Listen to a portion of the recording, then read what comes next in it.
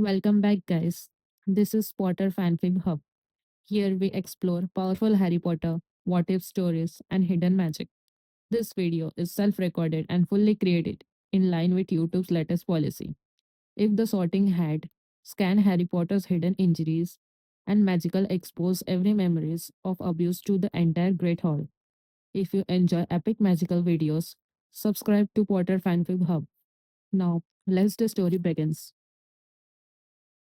Chapter 1, The Sorting Begins. The black lake stretched beneath them like a sheet of polished obsidian, reflecting a sky choked with stars.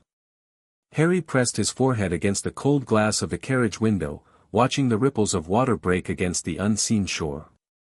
His breath fogged the surface in small clouds, and he wiped it away with the sleeve of his oversized jumper, one of Dudley's cast-offs, still smelling faintly of chipped fat and something sour. Across from him, Ron Weasley had fallen asleep against Hermione Granger's shoulder, his mouth slightly open, red hair falling across his freckled face. Hermione was reading Hogwarts, a history for the third time, her finger tracing each line with quiet intensity. She glanced up once, caught Harry watching, and offered a small, uncertain smile. "Almost there," she whispered. Harry nodded, though his stomach had twisted itself into knots that no amount of reassurance could untie. He had never been anywhere like this. The journey alone, the strange brick wall at platform 9 3/4, the scarlet steam engine tearing through English countryside, the sudden explosion of color when a girl named Lavender Brown showed him a chocolate frog that actually jumped, had felt like stepping into someone else's life. Someone lucky. But old habits didn't die easily. They curled in the spaces between his ribs like sleeping snakes, waiting to wake. "Don't get comfortable," whispered the voice that had lived inside him for 10 years. "This is a mistake. They'll find out soon." Find out what? That he was nobody. That the famous Harry Potter, the boy with the scar and the story everyone seemed to know, was just a scrawny kid in glasses who'd spent more nights locked in a cupboard than sleeping in a proper bed. The carriage jolted, and Harry grabbed the edge of his seat. Through the window, he saw the first turrets of Hogwarts rising against the night sky, impossibly tall, impossibly old, lit from within by 1,000 flickering candles. Flames. His breath caught. "Oh," he said, very quietly. Ron jerked awake, blinking. "Are we, blimey?" He pressed his face to the glass, smearing it with his nose. "Look at it, Harry. Just look." Hermione closed her book with a soft thump. "The most advanced school of witchcraft and wizardry in Europe. Over 1,000 years of magical history, and we're about to walk inside it." Harry didn't speak. He couldn't. The carriages rolled to a stop before a massive oak door, and students began pouring out onto the gravel path, voices rising in excited chatter. Harry followed Ron and Hermione through the crowd, his trainers crunching on stone, until they stood before the entrance. The door swung open before anyone could knock, and a tall witch with emerald robes and a severe bun stood waiting, her square glasses catching the torchlight. "First years," said Professor McGonagall, her voice carrying without being loud. "Follow me, please. No straggling." Harry fell into line behind a bushy-haired boy who kept adjusting his collar, his heart hammering so hard he was certain the professor could hear it. They walked through corridors lined with moving portraits, people who actually waved and whispered behind their hands, until they stopped before a heavy wooden door. McGonagall turned to face them. Her eyes swept over the crowd of frightened, excited 11-year-olds, and for just a moment, her gaze lingered on Harry. On his scar. On the way his hands were shoved deep into his pockets, shoulders hunched like he expected someone to hit him. She looked away quickly. But Harry noticed. "In a few moments," she said, "you will enter the Great Hall and be sorted into your houses. The sorting is an important tradition, your house will become your family here at Hogwarts. Your triumphs will earn you points. Your missteps will cost them. At the end of the year, the house with the most points will be awarded the House Cup." A boy near the front raised his hand. McGonagall ignored him. "The ceremony. We'll begin shortly. Stand here and wait quietly. She disappeared through the door, and the whispers exploded. I heard it's a test, said a pale boy with silver blonde hair, his voice carrying an accent Harry didn't recognize. You have to fight a troll. My father told me. My brother said it's a spell, Ron whispered back, looking queasy. Something horrible, like a memory charm. Hermione was reciting something under her breath, her eyes closed, fingers twitching like she was casting an invisible spell. Harry said nothing. He had learned long ago that silence was safer than asking questions. Questions drew attention. Attention invited fists. But his mind was racing anyway. A family, McGonagall had said. Your house will become your family. He didn't know what that meant. He only knew that the word family had never meant safety. It had meant Uncle Vernon's purple face screaming about freaks. Aunt Petunia's bony fingers digging into his arm. Dudley's knuckles connecting with his ribs in the school playground when no teachers were watching. Don't hope, he told himself. Hope is the first step on the road to disappointment. The door swung open again, and torchlight spilled out like liquid gold. McGonagall stood silhouetted against a room that seemed to stretch forever, a vast hall with a ceiling so high it appeared to be made of open sky, stars twinkling overhead, and 1,000 floating candles drifting between 4 long tables packed with older students. And at the far end, on a raised dais, sat the faculty. Harry barely registered them, a tiny professor with wild white hair, a man with a greasy black curtain of hair and a hooked nose, a squat witch with flyaway ginger curls, because his eyes had found the ceiling. It's enchanted, Hermione breathed beside him. To look like the night sky. I read about it. Harry couldn't speak. He could only walk, 1 foot in front of the other, past the tables of staring students, until he reached the front of the hall and stopped before a 3-legged stool. On the stool sat a hat. It was old. Incredibly old. Patched and frayed and dirty, with a wide brim that drooped on one side. Harry had expected something grander, a crown, maybe, or a glowing orb. Not a hat that looked like it had been chewed by a dog and left in the rain. Now, said McGonagall, unfurling a long scroll, when I call your name, you will come forward, sit on the stool, and place the sorting hat upon your head. The hat twitched. Harry blinked. He must have imagined it. Ackerley, Stuart. A boy with bad skin stumbled forward, nearly tripping over his own feet. He jammed the hat onto his head, and for a terrible moment, nothing happened. Then the brim ripped open like a mouth, and a voice echoed through the hall, not loud, but somehow everywhere at once. Ravenclaw. The table on the far left erupted in applause. Stuart staggered toward them, looking relieved, and the hat settled back into silence. Talking hat, Harry thought, numb. A talking hat decides where I go. Brown, lavender. Gryffindor. More applause. Harry watched the golden-red table cheer, noticed the way they pounded the wood with their fists, and felt something unfamiliar curl in his chest. Envy. Longing. He couldn't name it. Bulstrode, Millicent. Slytherin. The table on the right, draped in green and silver, offered polite clapping. Harry noticed the pale boy from earlier, the one who'd mentioned trolls, smirk at a girl with long black hair. They both wore expressions that made Harry think of Dudley's friends, Piers, Dennis, Malcolm. The ones who laughed when he fell downstairs. Finch Fletchley, Justin. Hufflepuff. The yellow and black table welcomed a dark-haired boy with an eager smile. They seemed warm there, Harry thought. Friendly. Like they'd actually wanted him. Granger, Hermione. Hermione walked forward like she was marching into battle. She sat down, placed the hat on her head, and Harry saw her lips moving, praying, maybe, or negotiating. The hat took longer this time, its brim scrunching like it was thinking. Gryffindor. Hermione's face split into a radiant smile. She hopped off the stool and practically ran to the red and gold table, where Ron's brothers, the twins, Harry guessed, gave her a standing ovation. Longbottom, Neville. A round-faced boy with a look of pure terror shuffled forward. He sat down, and the hat barely touched his head before shouting, "Gryffindor."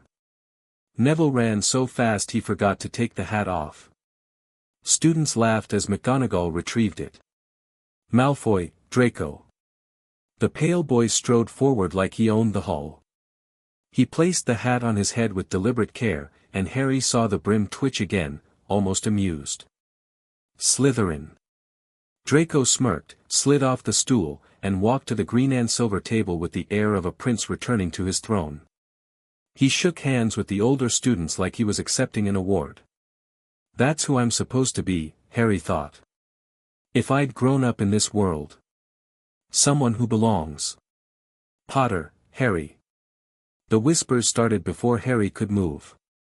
They rippled through the hall like wind through wheat, building from a murmur to a roar.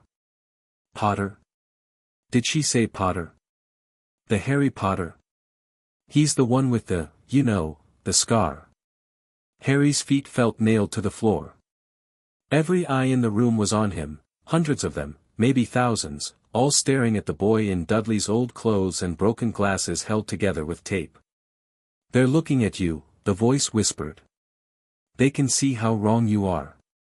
How small. How nothing.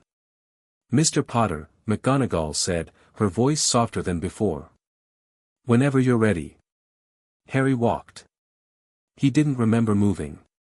The distance from the line of first years to the stool seemed to stretch and contract like taffy, warping around him. He heard his trainers squeak on the stone floor. Heard someone whisper, he looks so thin. Heard a sharp shoo in response. He sat down. The stool was cold beneath him, and the hat smelled of old wool. And something else, something ancient, like dust and echoes and forgotten music. Harry closed his eyes as it descended onto his head, the brim settling just above his eyebrows. And then the hat spoke.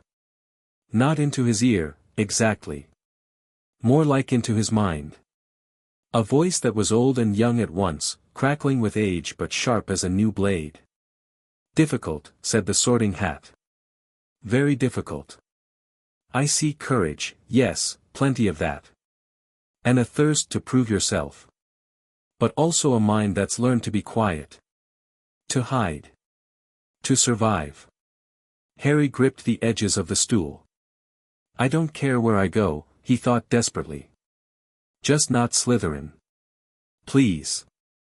Not Slytherin. Not Slytherin, eh? The hat's voice was amused.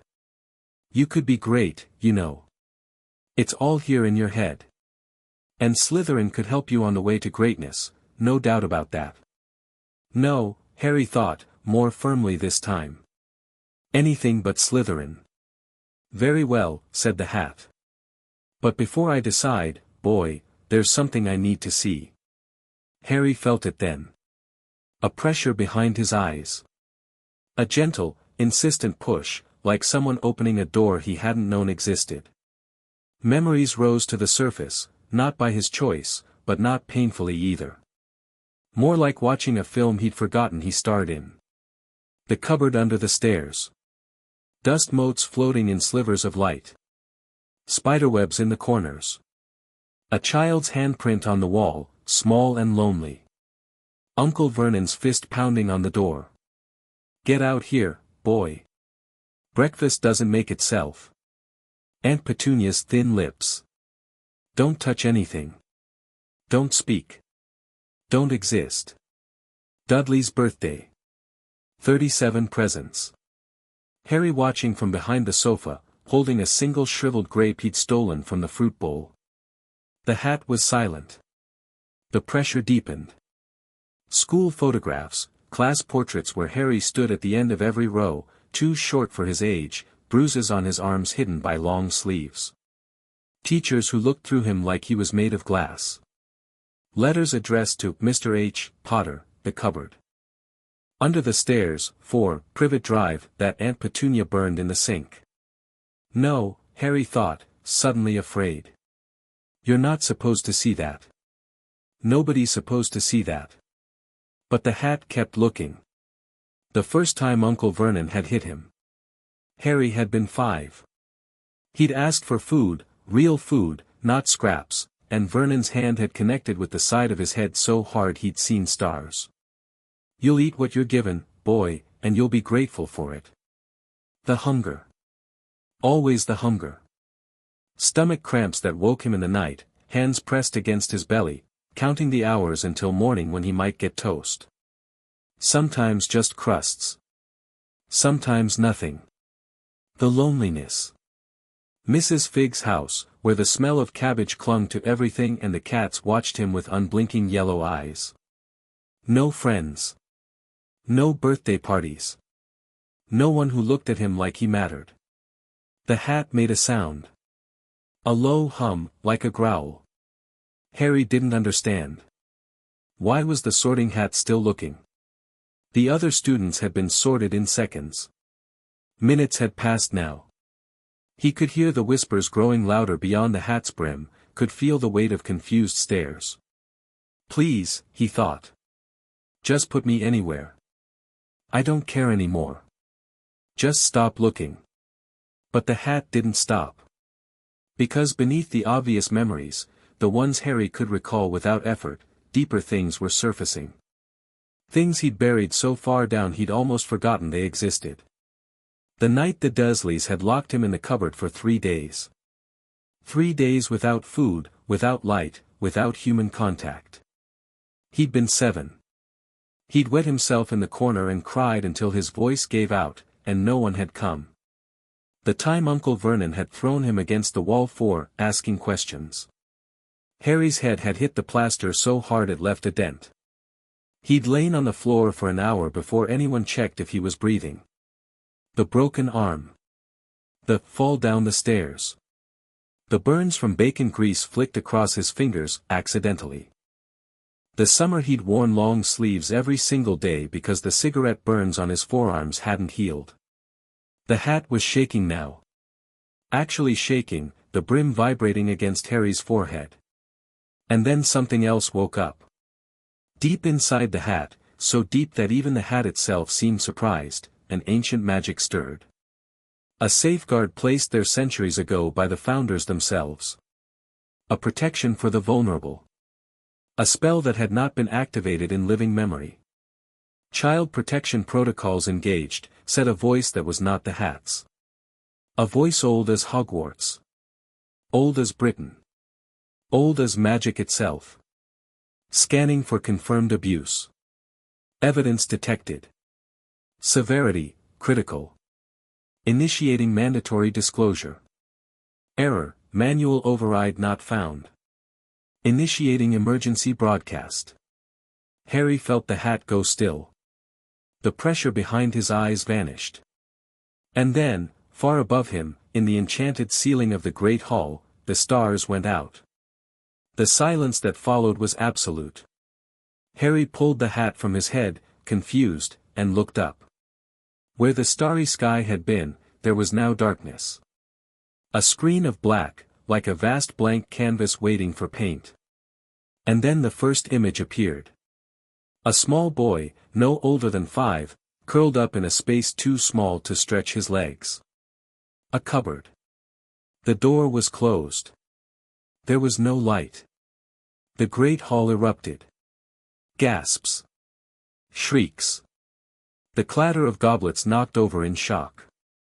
A woman's voice, Professor McGonagall's, shouting, "What is the meaning of this?" But no one answered. Because the image was moving now. The boy in the cupboard was crying. His ribs showed through a too thin shirt. His wrists were stick bones wrapped in skin. And when he turned his face toward the unseen camera, toward the hall, toward the hundreds of witnesses, Harry saw himself. His own face. His own tears. His own small, broken body. "No," Harry whispered. "No, please." But the images kept coming. The sorting hat had stopped being a hat. It had become something else, a conduit, Vessel for magic older than the castle itself. And somewhere in the depths of the great hall, at the head of the staff table, Albus Dumbledore went very, very still. He knew what was happening. And he knew that nothing would ever be the same again. The second image showed Harry at 6, standing before a stove that was too tall for him, frying eggs while Aunt Petunia watched with cold, approving eyes. He was barefoot. His ankles showed bruising in the shape of fingerprints. "He's so small," someone whispered. "He looks like a skeleton," said another voice, horrified. The third image, Uncle Vernon's red face, inches from Harry's, screaming something that couldn't be heard but didn't need to be. The way Harry flinched, not just stepped back, but crumpled, like a flower under a hammer. Someone was crying now. Harry couldn't tell who. He wanted to run. He wanted to disappear, to melt into the stone floor, to become invisible the way he'd learned to become invisible in the Dursleys' house. But his legs wouldn't move. His body had betrayed him. The images continued. Dudley's gang chasing Harry through the park, sticks raised. Harry tripping, falling, covering his head. The blows landing on his back, his shoulders, his hands. A birthday, Harry's 8th, according to the faint candle in the background. No cake. No presents. Just a single wilted balloon tied to his bedpost, and Harry's hollow eyes staring at it like he didn't understand what it was supposed to mean. The cupboard door closing. The click of the lock. Darkness. And then the worst image yet. Harry at 10, after the first Hogwarts letter had arrived. Uncle Vernon nailing boards across the mailbox. Aunt Petunia sealing the cat flap. Dudley laughing as Harry was dragged back to the cupboard, not the cupboard under the stairs anymore, but the smallest bedroom, which had become a prison just the same. Harry's hands pressed against the locked door. His forehead against the wood. His lips moving in a prayer no one had ever taught him and no God had ever answered. "Please," the young Harry mouthed. "Please, someone. Anyone. Let me out." The great hall was dead silent now. Not even breathing. Harry Potter, the boy who lived, the hero of the wizarding world, the child who had defeated the Dark Lord as a baby, stood trembling before a three-legged stool, tears streaming down his face, while every witch and wizard in Hogwarts watched his suffering projected above their heads like a film. And the Sorting Hat, still warm on his head, whispered one final thing. "There is a spell on me," it said. "Ancient magic. I had no choice. The castle chose to show them. I'm sorry, boy. But you should never have had to hide this alone." Harry opened his mouth to speak, to say something, anything, but no words came. Only a sound he didn't recognize. A small, broken noise that escaped his throat like a wounded animal. And then the ceiling went dark again. The stars returned. And Harry Potter stood exposed before the entire wizarding world. End of Chapter 1. ## Chapter 2, The Hat Finds the Truth. The silence lasted exactly 7 seconds. Harry counted them, 1, 2, 3, because counting was something he did when the world stopped making sense. 4, 5, 6, each second stretched like warm toffee, thick and unbreakable. 7. Then the great hall exploded. Not literally. But the sound of 100 people speaking at once, whispering, shouting, gasping, built into a roar that seemed to shake the very candles floating overhead. Someone screamed. Someone else started crying. A goblet shattered on the floor, and no one turned to look. Harry stood frozen on the stool, the Sorting Hat still clutched in his trembling hands. He could feel it pulsing gently, like a heartbeat, and he wanted to throw it across the room. He wanted to run. He wanted to wake up in his cupboard under the stairs and discover this had all been a dream, a cruel, beautiful dream that had turned into a nightmare. But the cold stone beneath his trainers was real. The weight of 1,000 eyes on his skin was real. And the taste of salt on his lips, tears he didn't remember crying, was real. They saw, his mind whispered. Asterisk everyone saw. The cupboard. The hunger. The way Uncle Vernon looks at me. Everything, asterisk. Mr. Potter. Professor McGonagall's voice cut through the chaos like a blade. She was standing beside him now, he hadn't seen her move, and her face had gone the color of old parchment. Her lips were pressed into a thin, bloodless line, and her hands were shaking. She held them out anyway, steady as she could make them. Give me the hat, please. Harry looked down at his hands. They were white-knuckled around the brim, knuckles bone-pale, fingers digging into the worn fabric like it was a lifeline.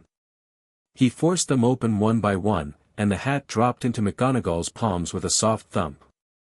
She stared at it for a long moment, stared at the thing that had just torn open Harry's life and displayed it for the world to see, and something flickered across her face. Anger, maybe. Or grief. Or both. Then she set the hat back on the stool and turned to face the hall.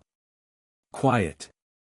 Her voice thundered through the room, amplified by magic or sheer force of will.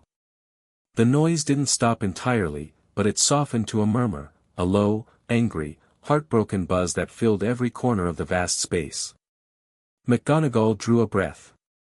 Harry watched her compose herself, watched her straighten her shoulders and lift her chin, and he understood suddenly that she was doing something very difficult. She was pretending everything was normal. The sorting will continue, she said. There has been an irregularity with the hat. It will be investigated. But for now, the ceremony must proceed. But Professor, a student started. I said quiet. The murmur died. McGonagall looked down at Harry, and for just a moment, her mask cracked. He saw something raw in her eyes, something that looked almost like guilt, before she smoothed her expression. Back into stern professionalism. Mr. Potter, she said quietly, so only he could hear, I am so sorry. This should never have happened. Not the hat's actions, and not what it showed. Harry didn't know what to say. His throat felt like it was lined with sandpaper. Can you stand? She asked. He was already standing. But he nodded anyway. Then please take a seat at the Gryffindor table. We will discuss this later. She didn't announce his house. Harry realized that with a jolt, the hat had never actually sorted him. It had just stopped. Exposed everything. And then stopped. But McGonagall was pointing toward the red and gold table, and Harry's legs were moving, and somehow he was walking across the great hall with every eye still fixed on him, still burning holes in his too thin frame and Dudley's second-hand clothes and the tape holding his glasses together. He sat down at the edge of the Gryffindor table, as far from everyone else as he could manage. The older students stared. Some looked away quickly when he caught them. Others didn't bother hiding their expressions, horror, pity, disgust, confusion. Pity, Harry thought, and the word tasted like poison. Asterisk they're looking at me with pity. Just like the teachers at primary school. Just like Mrs. Figg, asterisk. He wanted to disappear so badly his bones ached. Harry. Ron's voice. Harry hadn't noticed him arriving, hadn't noticed the sorting continuing at all, but suddenly Ron was sliding onto the bench beside him, face pale beneath his freckles. Harry, mate, I'm so sorry. I didn't know. I didn't, none of us knew. Don't, Harry said. His voice came out hoarse and strange. Just don't. Ron fell silent. But he didn't move away. He stayed pressed against Harry's side, warm and solid and present, and for reasons Harry couldn't explain, that made the tears come faster. The sorting continued in a blur.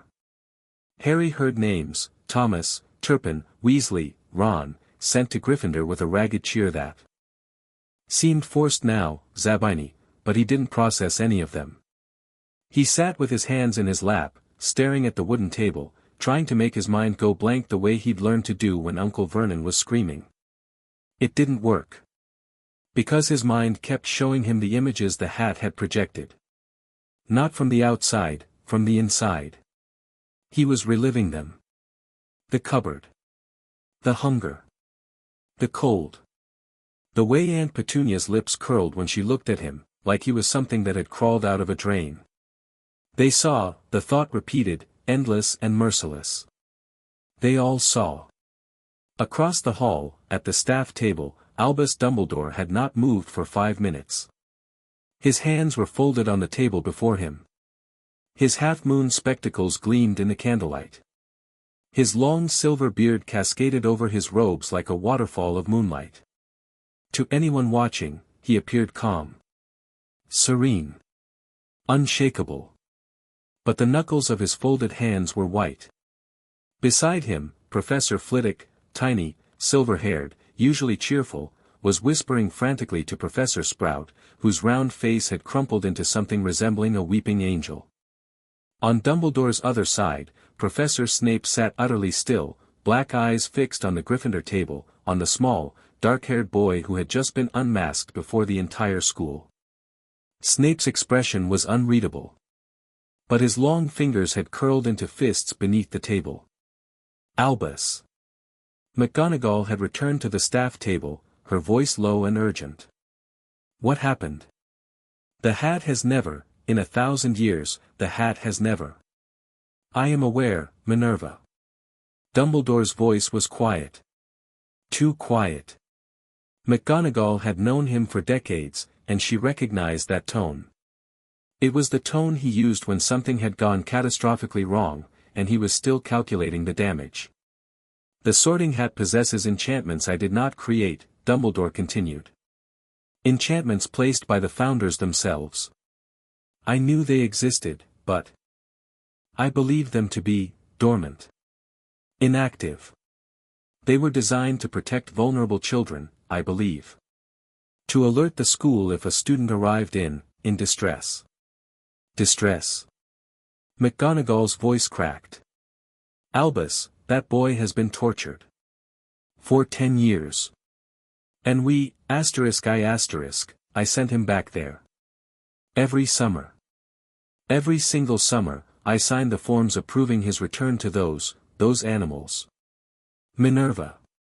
Dumbledore finally turned to look at her, and his eyes, usually twinkling with hidden amusement, were flat and cold as winter stone. We will discuss this later. In private. For now, the sorting must finish, and the feast must proceed. The students need normalcy. Normalcy. McGonagall's voice rose despite herself. After what they just witnessed. Albus, half of them are crying. Mr. Malfoy looks like he's seen a ghost. And Mr. Potter, she glanced toward the Gryffindor table, where Harry sat hunched and motionless. He can barely breathe. Which is precisely why we must not draw further attention to him tonight. Dumbledore's voice hardened. He has been exposed enough. The feast will give everyone something else to focus on. Tomorrow, we will address what happened. But not now. Not in front of the entire school. McGonagall wanted to argue. Her fists were clenched at her sides, her nails digging into her palms. She wanted to march down to the Gryffindor table, wrap Harry in her arms, and apparate him straight to St. Mungo's for a full medical examination. But Dumbledore was right. She hated that he was right, but he was. She sat down heavily in her chair and stared at the empty golden plate before her, seeing nothing. The sorting ended. The last first year, a nervous boy named Blaise Zabini, took his seat at the Slytherin table, and Dumbledore rose to his feet. His arms spread wide, his voice carrying effortlessly to every corner of the hall. Welcome. Welcome to another year at Hogwarts. I have a few words before we feast, and those words are, nitwit. Blubber. Oddment. Tweak. Thank you. The food appeared. Platters of roast beef, roast chicken, pork chops, lamb chops, sausages, bacon, steak, boiled potatoes, roast potatoes, mashed potatoes, chips, peas, carrots, gravy, ketchup, and mint sauce materialized on every table. The hall filled with steam and the smell of cooking, and students began to eat. Harry stared at the food without moving. Harry. Ron's voice was gentle, almost hesitant. You need to eat something. Please. I'm not hungry. It was a lie. He was starving, he was always starving, but the thought of putting food in his mouth made his stomach lurch. Everyone was still looking at him. He could feel their eyes between his shoulder blades like fingers poking and prodding. You haven't eaten since yesterday, Hermione said quietly from Ron's other side. Harry hadn't noticed her sitting down. On the train, you gave your sandwiches to Neville. I saw you. That was true. Neville had been crying about his lost toad, and Harry had offered him the corned beef sandwiches Mrs. Weasley had packed. It had seemed like nothing at the time. Now it felt like evidence. See, a voice in his head whispered. See how little you think you deserve. You gave away your food because you're used to not eating. Because you're used to being hungry, I'm fine, Harry said aloud. I'm not, I don't. His voice broke. Ron and Hermione exchanged a look over his head. Then Ron reached out, very carefully, and put a hand on Harry's shoulder. You don't have to talk about it, Ron said. Not tonight. Not until you're ready.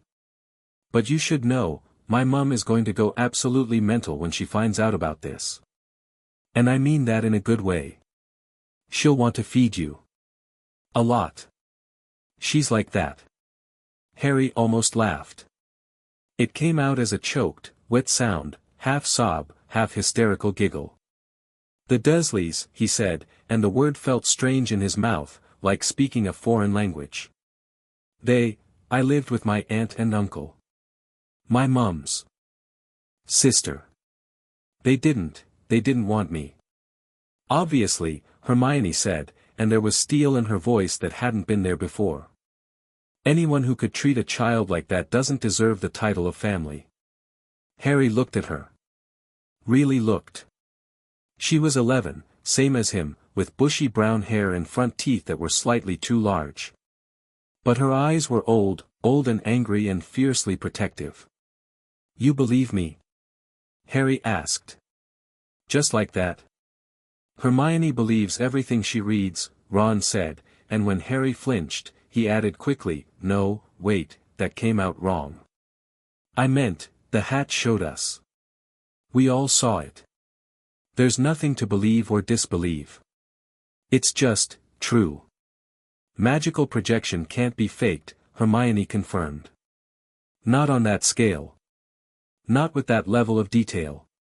The hat's enchantments are absolute, they show what happened, not what someone claims happened. So yes, Harry. We believe you. Harry looked down at his hands again. They were still shaking. I don't know what to do now, he admitted. I don't know how to, everyone knows. They know about the cupboard. And the other stuff. I can't take it back. You don't have to take it back, Ron said firmly. You don't have to do anything. Just, sit here. Eat something. Let us be here with you. Harry picked up a fork. His hand was trembling so badly he could barely hold it, but he managed to spear a small piece of roast potato and lift it to his mouth. The first bite tasted like nothing. The second tasted like salt and tears and something else, something he couldn't name. Freedom, maybe. Or terror. Or both. At the Slytherin table, Draco Malfoy had not touched his food. He sat with his hands in his lap, staring at the Gryffindor table, and his usual sneer had been replaced by something far more complicated. Beside him, Crabbe and Goyle were eating with their usual enthusiasm, oblivious to the tension radiating off their leader. But Pansy Parkinson had noticed. She leaned in. Close, her dark hair brushing Draco's shoulder. You're not eating, she observed. I'm not hungry. Liar. You're always hungry. Draco didn't respond. He was watching Harry Potter, the boy who lived, the hero his father had warned him about, sit hunched and broken at the Gryffindor table, wearing clothes that didn't fit, with wrists so thin you could see the bones. My father said he was a fraud, Draco thought. Asterisk, a lucky brat who survived through chance, not skill. Someone to be dismissed, asterisk. But the hat had shown the truth. And the truth was not a fraud. The truth was a boy who had been locked in a cupboard. A boy who flinched when people raised their voices. A boy who looked like he hadn't had a proper meal in years. That wasn't a fraud. That was a victim. Draco didn't know what to do with that information. His father had never taught him what to do with victims. His father had taught him that weakness was to be exploited, not pitted, that the strong deserved to rule and the weak deserved to be crushed. But Harry Potter wasn't weak. He had survived the killing curse as a baby. He had lived through 10 years of abuse without breaking. He had walked into Hogwarts with nothing, no family, no money, no protection, and he was still standing. Barely, Draco thought. But still. What are you thinking about? Pansy asked. Nothing, Draco said. And then, because he didn't know what else to do, he picked up his fork and started to eat. The feast lasted 2 hours. Harry ate more than he had in years, not because he was suddenly hungry, but because Ron kept putting food on his plate and Hermione kept giving him stern looks, and somewhere in the middle of it all, he realized that no one was going to take the food away. No one was going to tell him he'd eaten too much, or that he didn't deserve it, or that he should be grateful for scraps. The food just stayed. And when he finished something, more appeared. It was overwhelming. Harry ate until his stomach hurt, actually. Hurt from being full, which was a sensation he barely recognized, and then he ate a little more, because he was terrified that this was a dream and he'd wake up hungry again. Around him, the hall buzzed with conversation. But no one approached him. No one asked questions. The older students seemed to have agreed, silently, to give him space, and Harry was grateful in a way he couldn't express. When Dumbledore finally stood to announce the end of the feast, the hall fell quiet again. Before you retire to your dormitories, Dumbledore said, his voice gentle, I wish to say something. Harry tensed. Tonight, we witnessed something extraordinary. The Sorting Hat, in its ancient wisdom, revealed a truth that should have been addressed long ago. I will not pretend to understand why the Hat chose tonight, in this manner, to share this information. But I will say this, Harry Potter is safe at Hogwarts. He is among friends here. And anyone who uses what they saw tonight to harm or mock him will answer to me personally. His eyes swept the hall, and for just a moment, the twinkle vanished entirely. Now. Off to bed. Prefects, please lead your houses. The students rose. Chairs scraped against stone. Voices rose again, but quieter now, subdued. Harry stood on shaking legs, and Ron took his elbow without asking, steering him toward the door. Come on, Ron said. I'll show you where the common room is. It's brilliant, there's a password and everything. This year it's Caput Draconis, which is Latin for Dragon's Head, Hermione finished. Right. That. How do you know everything? I read the welcome pamphlet. Of course you did. Harry let them guide him out of the great hall, through corridors lined with torches, past moving staircases and whispering portraits. He didn't pay attention to where they were going. He was too busy trying to process what had happened, and what it meant. The Hat had found the truth. And now everyone knew. The Gryffindor Common room was warm and red and golden, with a crackling fire in the hearth and squashy armchairs arranged in cozy clusters. Tapestries depicting witches and wizards and mythical beasts covered the stone walls, and the windows looked out over the dark grounds of Hogwarts. Harry stood in the center of the room, surrounded by chattering students, and felt utterly alone. Then Neville Longbottom appeared in front of him. The round-faced boy who had lost his toad on the train, who had cried when Harry gave him his sandwiches, was looking up at Harry with an expression of fierce determination. I just wanted to say, Neville said, his voice wobbling slightly, that my gran always said you were a hero. And I didn't really understand what that meant before. But I think I do now. Heroes are people who survive things they shouldn't have to survive. And you, he swallowed hard. You survived. Harry opened his mouth. Closed it. Thank you, he managed. Neville nodded once, then turned and walked quickly toward the boys' staircase, wiping his eyes with his sleeve. Ron put a hand on Harry's shoulder again. Come on, he said. Bedroom's this way. I'll show you which bed is yours. I already called dibs on the one next to you, if that's all right. Harry looked at Ron, really looked at him, and saw no pity in his face. No disgust. Just friendship, plain and simple, offered without conditions. All right, Harry said. They climbed the stairs together, leaving the common room behind, and Harry Potter took his first step toward a future he had never dared to imagine.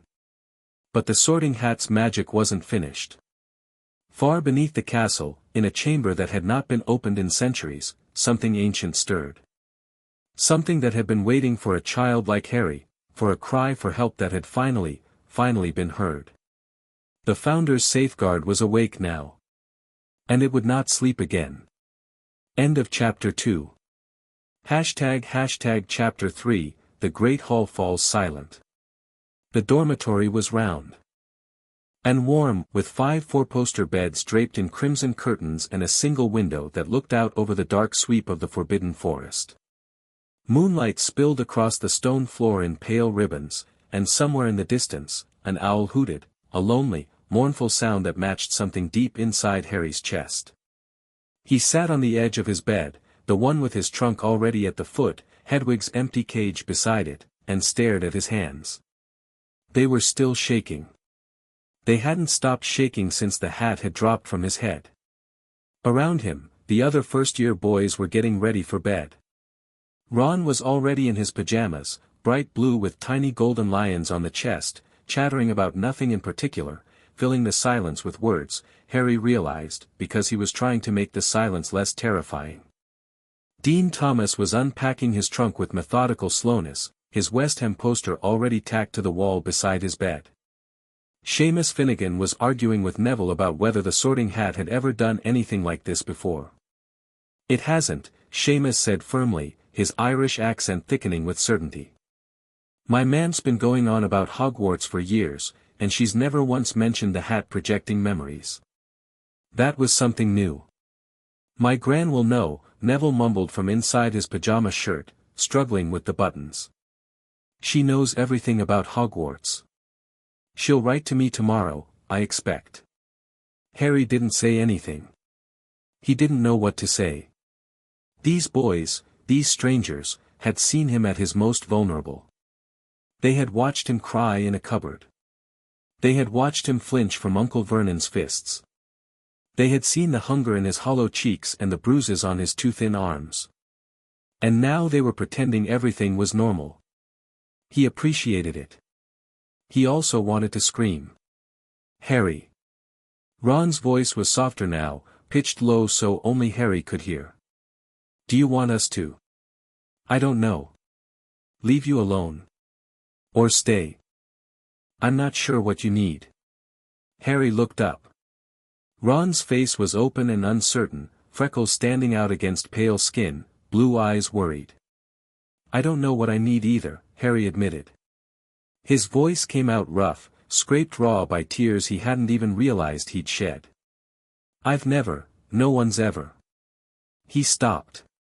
Took a breath. Started again. No one's ever asked me what I need before. Ron's expression flickered, anger, grief, something else Harry couldn't name, and then settled into determination. Well, we're asking now.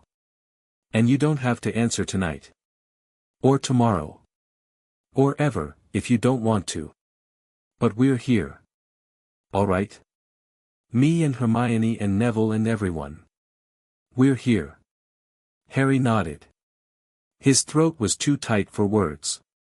He changed into his pajamas, new ones, bought from Diagon Alley with money from a vault he still couldn't quite believe was real, and climbed into bed. The sheets were soft. The pillow smelled like lavender. The curtains around his bed blocked out most of the moonlight, cocooning him in darkness. He should have felt safe. He didn't. Because every time he closed his eyes, he saw the great hall. He saw the images projected above them, his life, his pain, his shame, displayed for hundreds of strangers to gawk at. He saw McGonagall's horrified face, Dumbledore's frozen expression, Snape's unreadable mask. He saw the students whispering behind their hands, pointing, staring. They know, his mind whispered. Asterisk, everyone knows what you are now. What you've always been. A victim, asterisk. Harry pressed his fists against his eyes until he saw stars.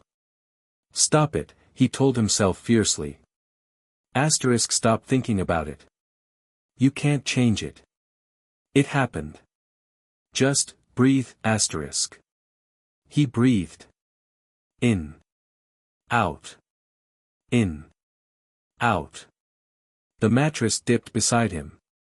Harry flinched, a full-body jerk that made his teeth click together, and then realized it was only Ron, sitting on the edge of the bed, not touching him but close enough to be solid and real. I used to be scared of the dark, Ron said quietly. When I was little. I'd have nightmares about spiders, huge ones, with eyes everywhere. I'd wake up screaming, and my mum would come in and sit with me until I fell back asleep. She'd tell me stories. About brave knights and dragons and things like that. Harry lowered his hands. In the darkness, he could just make out Ron's silhouette, the wild hair, the broad shoulders, the way he sat with his knees drawn up to his chest. I don't have stories like that, Harry said. I know, Ron said. That's why I'm telling you this one. They sat in silence for a long moment. Harry listened to the sound of Ron's breathing, steady, even, calm, and felt his own heartbeat slow to match it. My mum's going to come, Ron said eventually. When she finds out what happened tonight. She won't be able to stop herself. She'll march up here and demand to see you, and Dumbledore won't be able to say no because no one says no to my mum when she's in a mood. What will she do? Feed you. Hug you. Cry a lot. Probably try to adopt you. Ron paused. Would you be okay with that? If she came? Harry thought about it. About a woman, a mother, who would want to see him. Who would want to feed him and hug him and cry over him. It seemed impossible. Surreal. Like something from a story. I don't know, he said honestly. Maybe. Maybe is good enough for now, Ron said. He stood up from the bed, and Harry felt the mattress rise. Get some sleep, Harry. Tomorrow's going to be weird. But you won't face it alone. He walked back to his own bed, and Harry heard the rustle of sheets, the creak of the old frame, the soft sigh of someone settling in for the night. Harry lay in the darkness for a long time after that, staring at the ceiling of his four-poster, thinking about mothers who came when you called and stories about brave knights and a future he couldn't quite picture. Eventually, exhaustion pulled him under. He dreamed of cupboards. Of darkness. Of a cold voice whispering you're nobody, you're nothing, you don't deserve to exist. But somewhere in the dream, a warm hand found his. And for the first time in 10 years, Harry didn't wake up screaming. The next morning dawned gray and rainy, the kind of English weather that seeped into your bones and made everything feel damp. Harry woke slowly, disoriented by the softness of the mattress and the crimson canopy above his head. For one blissful moment, he didn't remember. Then he did. He sat up so fast his head spun. The dormitory was empty. The other beds had been made, crookedly, in Ron's case, and the window showed a sky the color of old pewter. A small clock on the bedside table read 7:15. Harry swung his legs over the side of the bed and sat there, bare feet on the cold stone floor, trying to piece together what he was supposed to do now. Classes started today, he knew that much. Charms with Professor Flitwick, then Transfiguration with McGonagall. A normal first day at a normal school. Except nothing was normal. And nothing would ever be normal again. He dressed slowly, pulling on his new Hogwarts robes, black, with the Gryffindor crest already sewn over the heart. They fit. They actually fit, which was such a novel sensation that Harry stood in front of the mirror for a full minute, just staring at himself. He looked different in the robes. Smaller, maybe, but also, cleaner. More like he belonged. The tape on his glasses still gleamed white against the black frames, and his hair was still a disaster, but for the first time in his life, Harry thought he looked like someone who might matter. "Don't get used to it," the voice whispered. Asterisk, "they'll find out you're a fraud eventually. They always do, asterisk." He pushed the voice down and walked out of the dormitory. The common room was crowded with students eating breakfast. Plates of toast and eggs and bacon had appeared on a side table, along with pitchers of pumpkin juice and orange juice. Ron waved from a squashy armchair near the fire, and Harry made his way over, accepting a plate of toast from Hermione without being asked. "How did you sleep?" Hermione asked. Her eyes were red-rimmed, like she hadn't slept much herself. "Fine," Harry lied. She didn't believe him. He could tell by the way her mouth tightened. But she didn't push. "We have charms first," she said instead. "With Ravenclaw. It's on the 7th floor, so we should leave early. The staircases can be temperamental." "The staircases move," Ron explained, seeing Harry's confusion. "Sometimes they just decide to go somewhere else. You get used to it." Harry nodded, chewing his toast without tasting it. He was acutely aware of the other students in the common room, the way their conversations dropped when he walked past, the way they looked at him and then quickly looked away.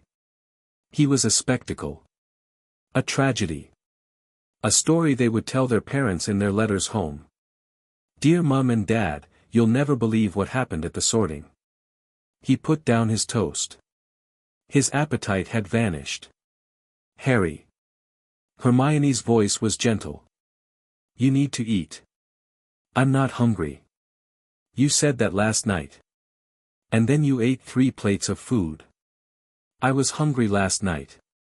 "And you're not hungry now?" Harry didn't answer. He didn't know how to explain that hunger wasn't something that came and went, it was a constant companion, a dull ache in his belly that never fully disappeared. Some days it was worse than others. Today it was bad, but the thought of food made his throat close up. "They're watching," the voice whispered. Asterisk, "they're always watching now. Every bite you take, they'll wonder if you're eating enough. Every flinch, they'll remember why. You can't escape it, asterisk." "We should go," he said abruptly, standing up. "To class. We don't want to be late." Ron and Hermione exchanged a look, that look again, the one that said we need to talk about him later, but they stood up too, gathering their books and following Harry out of the portrait hole. The fat lady swung closed behind them with a sigh. "Good luck, dears," she called after them. "You'll need it." The walk to the Charms classroom was a blur of moving staircases, talking portraits, and students who pointed and whispered as Harry passed. He kept his head down, his eyes fixed on Hermione's bushy hair, and tried not to hear the fragments of conversation that drifted toward him. "That's him, that's Harry Potter. Can you believe what the hat showed? My father says the Dursleys are Muggles, and Muggles are all. He looks so thin, doesn't he?" Harry's hands clenched into fists inside his robe pockets. He wanted to shout at them, asterisk, "I can hear you, you know. I'm standing right here, asterisk," but he didn't. He'd learned long ago that shouting only made things worse. They reached the Charms classroom with minutes to spare. It was a bright, cheerful room with windows that looked out over the grounds and desks arranged in neat rows. Professor Flitwick stood on a stack of books behind his lectern, barely tall enough to see over the top. "Ah, Gryffindor and Ravenclaw," he squeaked as they filed in. "Welcome, welcome." Find a seat, please, and we shall begin. Harry slid into a desk near the back, next to Ron. Hermione sat in front of them, already opening her textbook to the first chapter.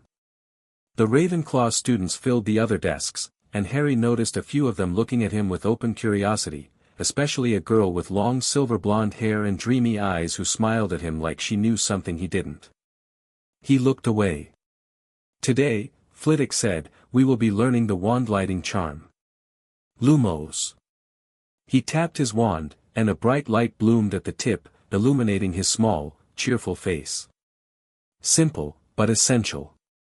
Now, everyone take out your wands, and repeat after me, Lumos. The classroom filled with the rustle of wands being drawn.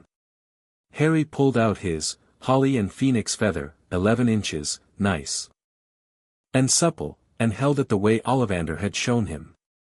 Asterisk Lumos asterisk, he said quietly. Light exploded from the tip of his wand, brighter than Flitwick's, brighter than anyone's in the room. The class gasped. Harry stared at the glowing wand in his hand, heart pounding, as the light cast strange shadows across the walls. My word, Flitwick breathed, hopping off his stack of books to get a closer look. Remarkable. Absolutely remarkable. Mr. Potter, have you practiced this spell before? No, sir, Harry said. I only got my wand last week. Natural talent, Flitwick said, beaming. 10 points to Gryffindor. The class applauded politely, but Harry heard the whispers underneath. Asterisk of course he's good at magic. He's Harry Potter. The boy who lived. The one from the cupboard, asterisk. He extinguished his wand and didn't look up for the rest of the lesson. Transfiguration was worse. Professor McGonagall stood at the front of the classroom, tall and severe in emerald robes, her black hair pulled back so tightly it looked painful. She didn't smile when the class filed in. She didn't even acknowledge them beyond a curt, sit down, please.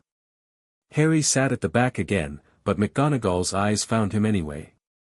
They rested on him for a long moment, assessing, measuring, something unreadable in their depths, before moving on.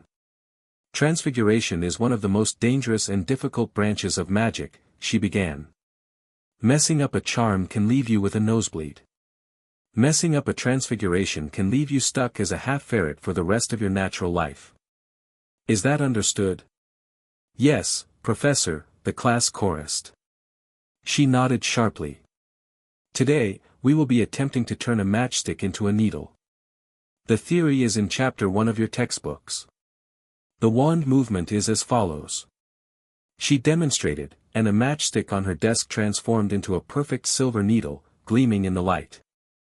Now. You try. Harry stared at his matchstick. It was small and brown and utterly unremarkable. He pointed his wand at it, trying to remember the wand movement McGonagall had shown. Asterisk vera verdo asterisk, he said.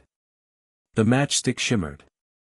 For a moment, Harry thought it had turned into a needle, a silver one, just like McGonagall's, but then it twisted and reshaped itself into something else entirely. A small, silver key. The class went quiet. McGonagall swept down the aisle and stopped beside Harry's desk, staring at the key. Her expression was unreadable. Mr. Potter, she said slowly. That is not a needle. No, Professor, Harry agreed. It's a key. I don't know why, I was trying to do what you showed us. Indeed. McGonagall picked up the key and held it to the light, turning it over in her long fingers. This is not a simple transformation. This is a free transformation, changing the object into something other than the intended form. That's Newt-level magic. The whispers started again. Harry felt his face heat. I didn't mean to, he said. You just performed accidental magic of a caliber most 7th years can't manage. McGonagall set the key back on his desk. 10 points to Gryffindor. But Mr. Potter, her voice dropped, soft enough that only he could hear. See me after class. Harry nodded. His stomach had turned to lead. The rest of the lesson passed in a blur. By the time the bell rang, Hermione had successfully turned her matchstick into a needle, the only one in the class to do so, and Ron had somehow turned his into a bent paperclip. "Don't worry about it," Ron said cheerfully as they packed up. "Percy says McGonagall expects first years to fail at everything for at least a month." "But Harry didn't fail," Hermione pointed out. "He succeeded at something completely different." "That's my point. He didn't fail. So he's fine." Harry wasn't so sure. He waited as the other students filed out of the classroom, Ron and Hermione hovering by the door, until only he and McGonagall remained. She stood behind her desk, hands clasped behind her back, staring at the window. The rain had picked up, streaking the glass in silver rivulets. "Close the door, Mr. Potter." Harry closed it. "Sit down." He sat. McGonagall turned to face him, and Harry saw, really saw, how exhausted she looked. There were dark circles under her eyes, and the stern lines around her mouth seemed deeper than they had yesterday. "I am going to ask you some questions," she said. "You do not have to answer them if you do not wish to. But I would be grateful if you would try." Harry nodded. "Last night. The Sorting Hats, projection. Was it accurate?" Harry's throat tightened. He thought about lying, about saying it was all a mistake, a malfunction, a trick of magic. But the words wouldn't come. "Yes," he whispered. McGonagall closed her eyes. When she opened them again, they were bright with unshed tears. "I see," she said. "I see." She walked around her desk and sat in a chair beside Harry, not behind the desk, not in a position of authority, but next to him. Beside him. Like they were equals. "10 years ago," she said, "I came to Privet Drive. I left you on your aunt and uncle's doorstep with a letter explaining who you were and why you needed to be there. I had concerns. Your aunt had always been jealous of Lily's magic, and I worried she might not treat you kindly. But Albus assured me the blood protection was worth the risk. He assured me you would be safe." Harry said nothing. "He was wrong," McGonagall said. "And I was wrong to trust him. You were not safe. You were never safe. And the entire wizarding world saw proof of that last night." Harry stared at his hands. They were shaking again. "What happens now?" he asked. McGonagall was silent for a long moment. "I don't know," she admitted. "The Board of Governors will want answers. The Ministry will want to investigate. And your relatives," her voice hardened. "They will face consequences for what they've done. I will see to it personally." "What about me?" Harry asked. "Where do I go?" "I can't go back there." "I won't." "You won't have to," McGonagall said firmly. "Whatever else happens, Harry, you will never have to return to that house. I promise you that." Harry wanted to believe her. He wanted to believe that someone, finally, would protect him. But he'd been promised safety before. He'd been promised a home. And every single time, those promises had turned into locked cupboards and empty bellies and fists in the dark. "Thank you, Professor," he said, because he didn't know what else to say. McGonagall reached out, slowly, giving him time to pull away, and laid her hand on his shoulder. It was warm. Solid. Real. "You are not alone anymore, Mr. Potter," she said. "I know that's difficult to believe. But I hope, in time, you will come to see it's true." Harry nodded. He stood up. He walked to the door, opened it, and found Ron and Hermione waiting in the corridor, their faces worried. "You okay?" Ron asked. Harry looked back at McGonagall, still sitting by his empty desk, still watching him with those bright, tear-filled eyes. "Yeah," he said. "I think I might be." But even as he said it, he knew it wasn't true. He wasn't okay. He might never be okay.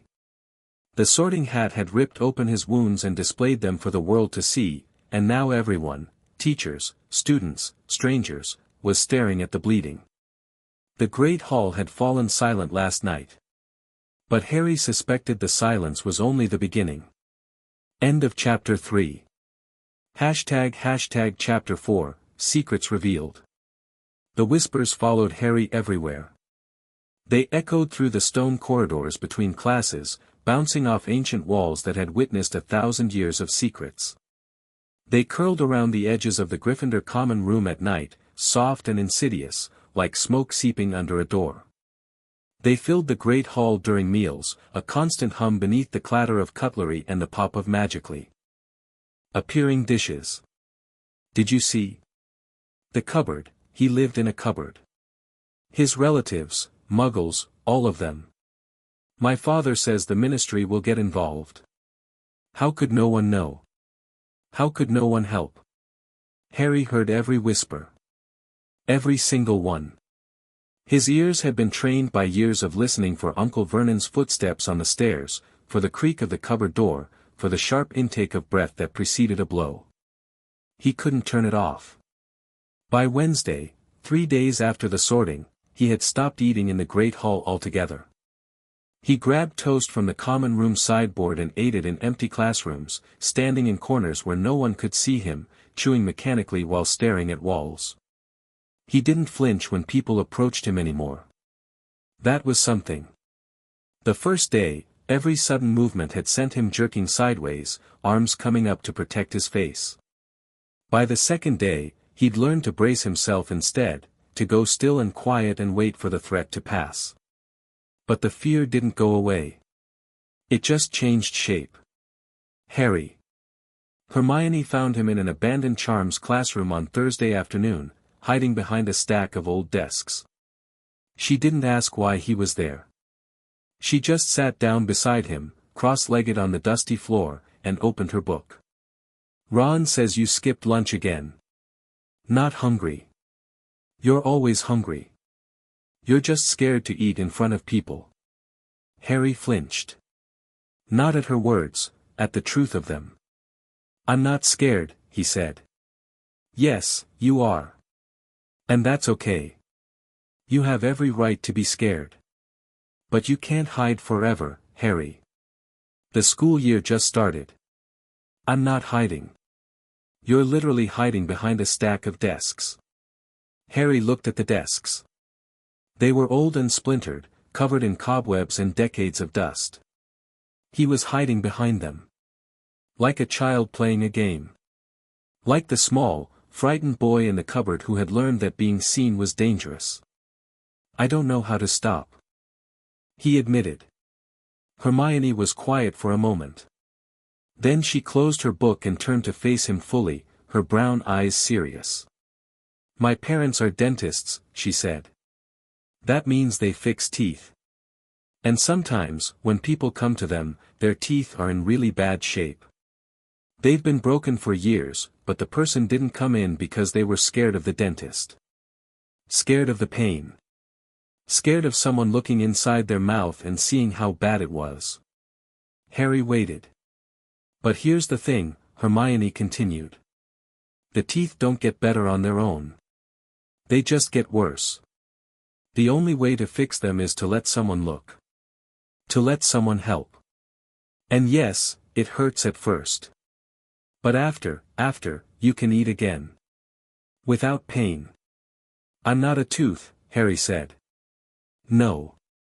You're a person. Which means you're more complicated and more important and harder to fix. But the principle is the same. You can't heal if you won't let anyone see the damage. Harry looked down at his hands. They were pale and thin, the knuckles too prominent, the nails bitten to the quick. Damage. Visible, undeniable damage. What if I don't want to heal, he asked quietly. What if I just want to forget? I don't think forgetting is an option anymore, Hermione said gently. The whole school saw. The whole school knows. You can't forget that. But maybe you can decide what happens next. Instead of just reacting. Instead of hiding.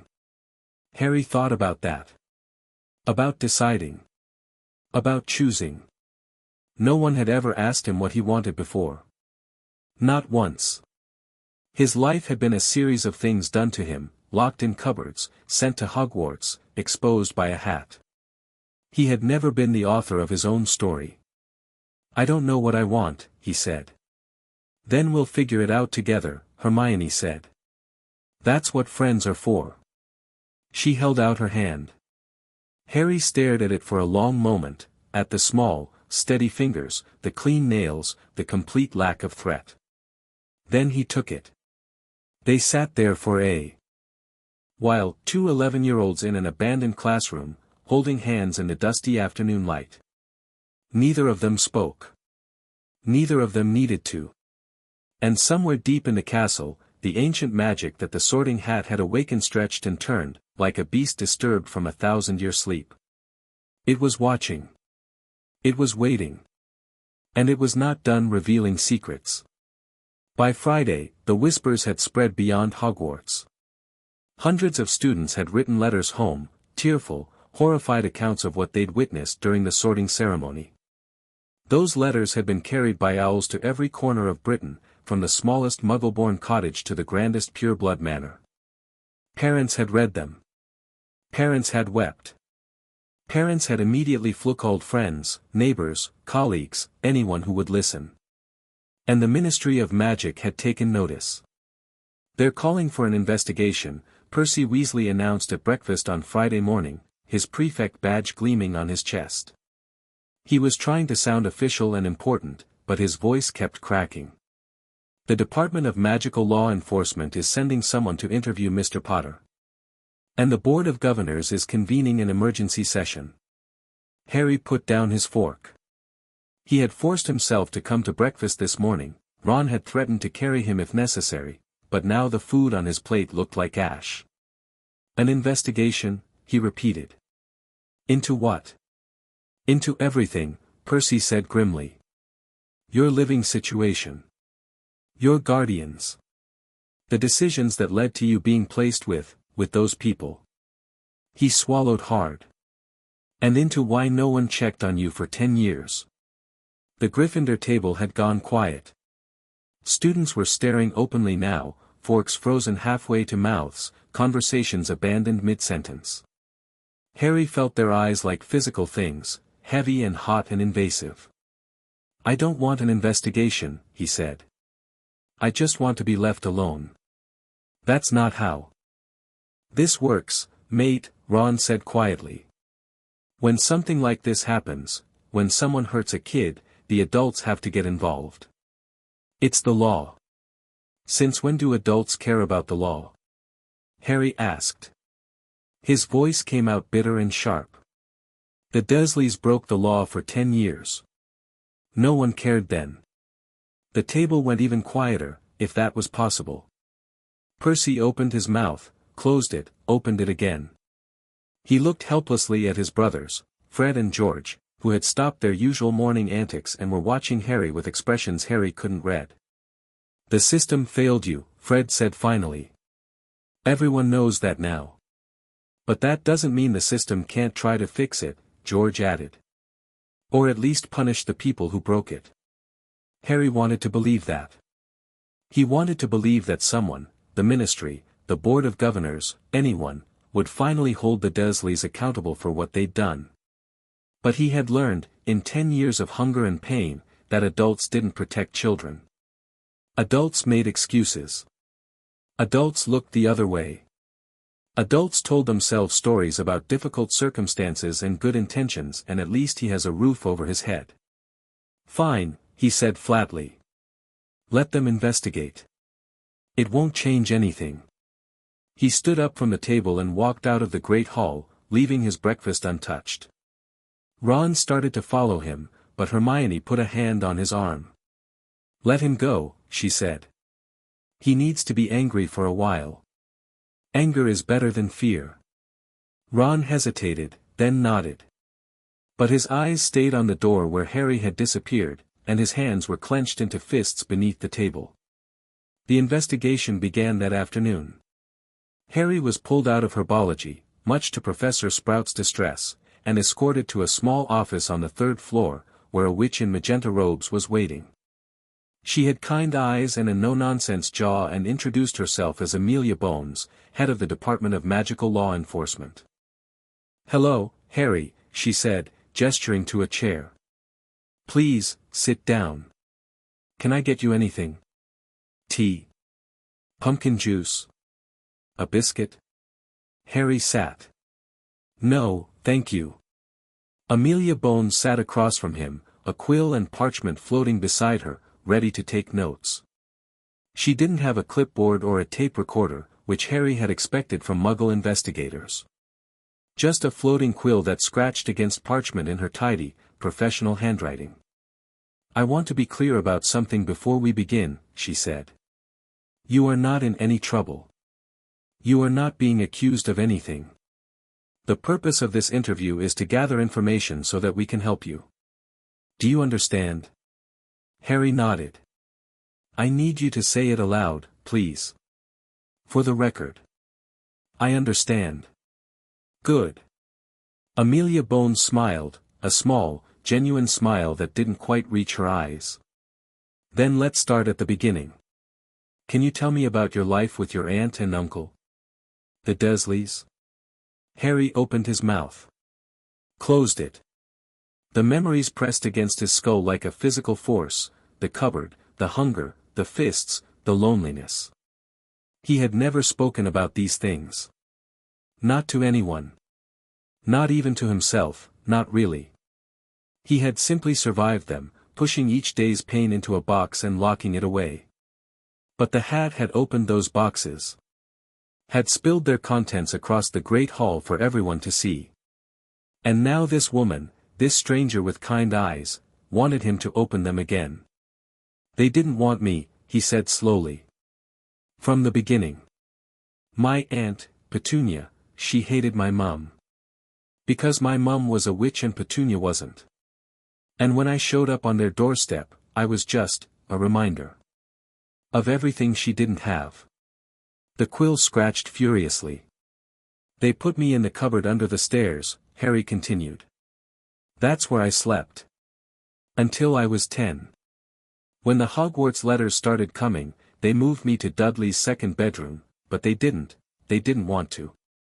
They only did it because the letters kept coming and they couldn't stop them." "What about food?" Amelia Bones asked. Her voice was steady, professional, but her hands had curled into fists on her knees. "Were you fed regularly?" Harry thought about the word regularly. What did it mean? 3 meals a day. That had never been his reality. "Sometimes," he said. "If I was good. If I didn't ask questions. If I stayed out of the way. Mostly I got leftovers, whatever Dudley didn't eat. Or nothing at all, if Uncle Vernon was angry." "How often was he angry?"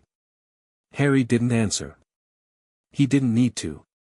The silence was answer enough. Amelia Bones closed her eyes for a moment. When she opened them, they were bright with unshed tears. "Harry," she said softly, "I need you to tell me about the physical abuse. I know this is difficult. I know you don't want to talk about it. But I need to know what happened so that I can make sure the people responsible face consequences." Physical abuse. Such clinical words for Uncle Vernon's fist connecting with his ribs. For Aunt Petunia's frying pan swinging toward his head. For the times he'd been thrown against walls, shoved downstairs, locked in darkness for days on end. "He hit me," Harry said. The words came out flat, emotionless. "When he was angry. Sometimes with his hands. Sometimes with a belt. He never left marks where people could see them, he was careful about that. But I had bruises. A lot of bruises. And your aunt? She didn't hit me as much. But she starved me. As punishment. She'd lock me in the cupboard and not let me out for a day. 2 days. One time, 3 days. Harry stopped. His voice had started to shake. 3 days, Amelia Bones repeated. Her voice was no longer steady. It trembled with barely contained rage. Without food? Without water? There was a sink in the cupboard. In the summer, I could get water from it. But if they locked me in during winter, the pipes would freeze, and there wouldn't be any. The room was silent. Except for the scratching of the quill. Harry stared at his hands, watching them shake, and wished he could stop. Your cousin, Amelia Bones said. Dudley. Did he ever hurt you? Harry almost laughed. Dudley had made his life a misery from the moment Harry could walk. Chasing him, hitting him, setting his friends on him. The school playground had been a war zone. Every day, Harry said. He and his gang. They called it, Harry hunting. They'd chase me and beat me up for fun. The teachers at school knew, but they didn't do anything. They never did anything. Amelia Bones stood up abruptly. She walked to the window and stood with her back to Harry, her shoulders heaving. I'm sorry, she said after a moment. Her voice was thick. I've been doing this job for 20 years. I've seen things that would make most people sick. But this, she turned back to face him, and Harry saw that she was crying. Silent tears streaming down her face. You were a baby. A toddler. A small child. And no one, protected you. Harry didn't know what to say to that. He had never had anyone cry for him before. It was, strange. Uncomfortable. But also, somewhere deep beneath the discomfort, strangely comforting. There's more, he said quietly. If you want to know. There's more. Amelia Bones wiped her eyes with the back of her hand and sat down again. Tell me. And Harry did. He told her about the chores, the endless, backbreaking chores that started when he was 6. Cooking, cleaning, gardening, painting the fence, scrubbing the floors on his hands and knees while Dudley watched television and ate crisps. He told her about the clothes, Dudley's cast-offs, too big and too stained, that earned him ridicule at school. He told her about the lies, the stories the Dursleys told the neighbors, about how Harry was a troubled boy from a criminal family, how they were doing him a favor by taking him in. He told her about the loneliness. About the years of silence, of isolation, of never having a single person who looked at him with kindness.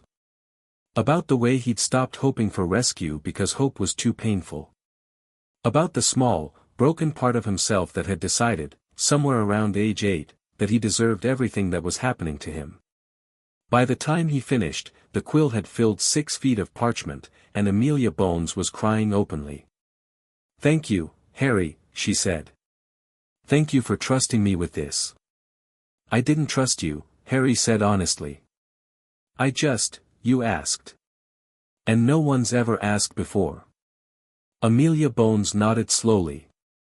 She stood up, walked around the desk, and knelt in front of Harry's chair, bringing herself to his eye level, meeting his gaze without flinching. I am going to make you a promise, she said. And I need you to listen carefully, because I don't make promises I can't keep. Your aunt and uncle are going to face consequences for what they did to you. The ministry will not let this go. The Board of Governors will not let this go. And I, personally, will make sure that every single person who failed you is held accountable. Harry looked into her tear-stained face, into her fierce, determined eyes, and felt something shift inside him. Something small and fragile and terrifying. Hope. Okay, he said. Amelia Bones squeezed his shoulder, gently, carefully, giving him time to pull away. He didn't. I'll be in touch, she said. In the meantime, Harry, try to eat. Try to sleep. Try to let your friends help you. You don't have to be alone anymore. She left the room, and Harry sat alone in the small office, staring at the door, feeling the ghost of her hand on his shoulder. You don't have to be alone anymore. He wanted to believe her. He really did. That night, Harry dreamed of the sorting hat. He was standing in the great hall, alone, the stool before him empty. The candles floated overhead, casting flickering shadows across the empty tables. And the hat sat on the stool, its brim turned toward him like an eye. "You're wondering why I did it," the hat said. Its voice echoed in the empty hall, ancient and sad. "Why I showed everyone your secrets." "Yes," Harry said. His dream voice was steady, braver than he felt. "Why?" Because I had no choice. The founders enchanted me long ago, not just to sort, but to protect. To identify children who were suffering and alert the school. But the enchantment was dormant for centuries. No child had triggered it. Until you, asterisk. Harry stepped closer to the stool. "So I'm, what? A case study?" "A cry for help," the hat said. A scream that had been silent for too long. The founders believed that no child should suffer alone. That a school should be a sanctuary. When I scanned your mind and saw the truth of your life, the enchantment activated. I couldn't stop it. I didn't want to stop it, asterisk. You could have warned me, Harry said. You could have told me what was going to happen. Would you have believed me? Harry thought about it. Probably not. He would have thought he was going mad. Or that the hat was lying. Or that he was dreaming. No, he admitted. The truth was going to come out eventually, Harry. Secrets like yours don't stay buried forever. They rot in the dark and poison everything they touch. The founders understood that. That's why they created the safeguard, not to punish, but to heal, Doesn't feel like healing, Harry said. Feels like being skinned alive. Like everyone can see my bones. Healing often feels that way at first. The wound must be cleaned before it can close. The infection must be drained. It hurts. It's supposed to hurt. But after the pain comes relief. After the darkness comes light, Harry stared at the hat. In the dream, its fabric seemed to shimmer, threads of gold and silver woven through the worn patches. What am I supposed to do now? He asked. Live, the hat said simply. For the first time in your life, truly live. Not survive. Not endure. Live. Let people in. Let them help you. Let yourself be loved, I don't know how to do that. Then learn. You're at Hogwarts, boy. Learning is what we do here, The dream began to fade, the edges of the great hall blurring into grey mist.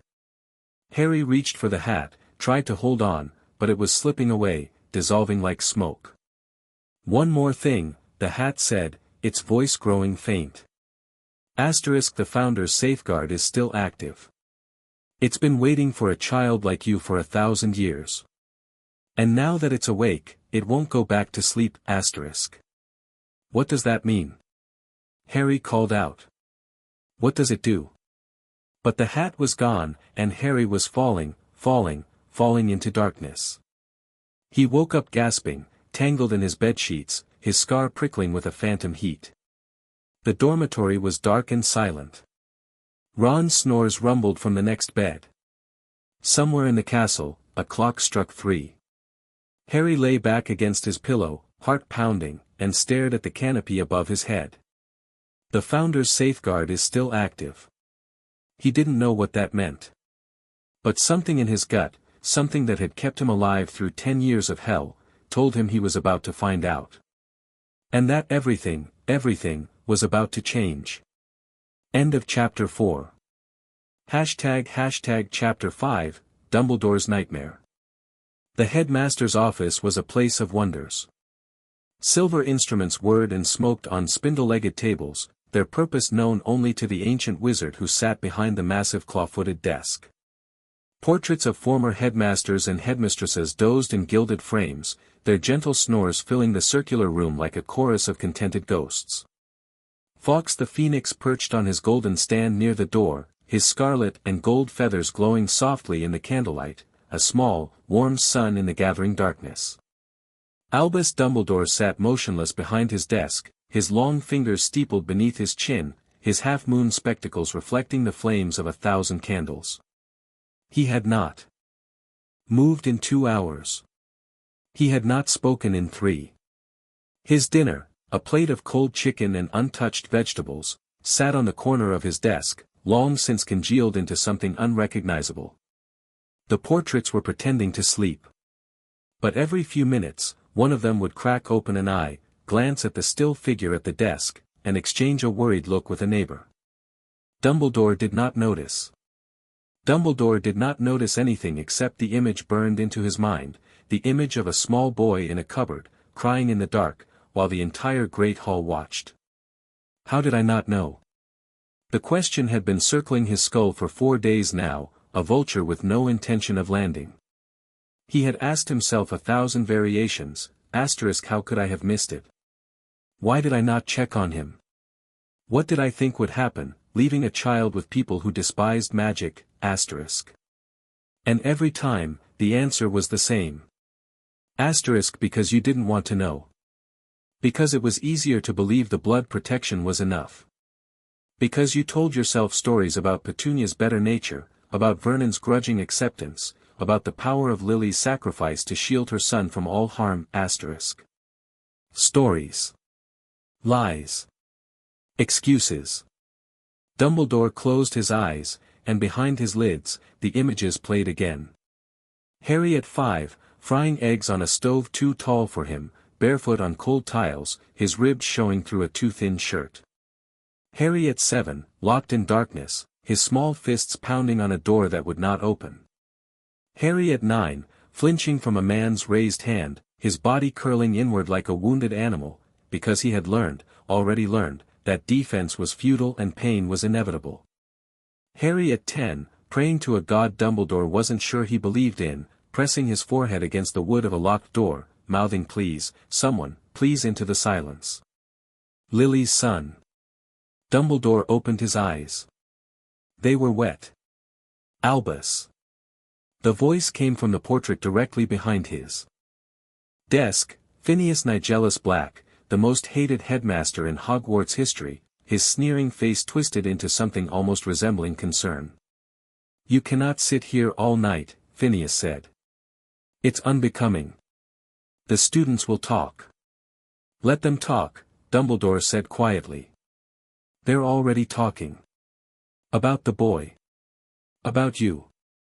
About why you left him with those muggles for a decade without a single welfare check. Dumbledore flinched. The words landed like physical blows, each one precise, deliberate, perfectly aimed. I am aware of what they're saying, Phineas. Are you? Because from where I'm sitting, and I have been sitting in this frame for 2 centuries, so I feel qualified to comment, you seem to be hiding. In here. In the dark. While the castle burns around you. Dumbledore looked up at the portrait. Phineas stared back, his black eyes sharp and unforgiving. What would you have me do? Dumbledore asked. Go downstairs. Talk to the boy. Apologize. Explain yourself. Do something other than sit here marinating in guilt like an old man who's given up. The other portraits were awake now, watching the exchange with barely concealed interest. Dilly's Derwent nodded along with Phineas's words. Fortescue frowned. Everard crossed his arms and waited. I cannot explain myself, Dumbledore said. Not to him. Not yet. There are things he does not know, things that would put him in greater danger if they became public. More secrets, Phineas said contemptuously. That's always your answer, isn't it? More secrets. More lies. More for the greater good. Tell me, Albus, how has that been working out for you lately? The words hung in the air like poison. Dumbledore had no answer. Because Phineas was right. The greater good had become a rot at the center of everything Dumbledore did, a justification for compromises, for half-truths, for the terrible calculus that weighed one child's suffering against the safety of the wizarding world. Harry's suffering, Dumbledore thought.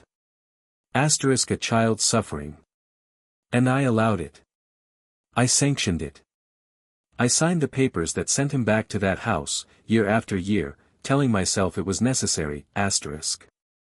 Asterisk necessary for what? For the blood protection. For the war that might come. For the prophecy that said Harry must be the one to defeat Voldemort, asterisk. What kind of man sacrifices a child for a prophecy? What kind of monster? Dumbledore stood up abruptly. His chair scraped against the stone floor, and Fawkes lifted his head, trilling a soft, questioning note. I need to think, Dumbledore said, to the portraits, to Fawkes, to himself. I need to walk. He crossed the room in 3 long strides and descended the spiral staircase, leaving the portraits to mutter among themselves. The stone steps were cold beneath his feet, worn smooth by centuries of use, and the torches along the walls flickered as he passed, as if even the castle was uncertain how to react to him now. The castle. Dumbledore stopped halfway down the staircase, one hand braced against the cold stone wall. The Sorting Hat's safeguard, the Founder's ancient magic, had activated for the first time in 1,000 years. That was not a coincidence. That was not random chance. The castle had chosen to reveal Harry's suffering, had chosen to expose the truth in the most public way possible. And Dumbledore had to ask himself, why now? Why this child? Why this moment? Because the castle knew I wouldn't act otherwise, he realized. Asterisk because the castle knew I would continue to look the other way, to make excuses, to prioritize the war over the child. So the castle took the choice out of my hands, asterisk. The thought was terrifying. And worse, it was true. The walk through the castle was meant to clear his head. It did not. Every corridor Dumbledore walked held memories, memories of Lily Evans, bright and fierce and full of laughter, charming her teachers and befriending the outcasts. Memories of James Potter, arrogant and brilliant. And desperately in love, growing into a man Dumbledore had been proud to call an ally.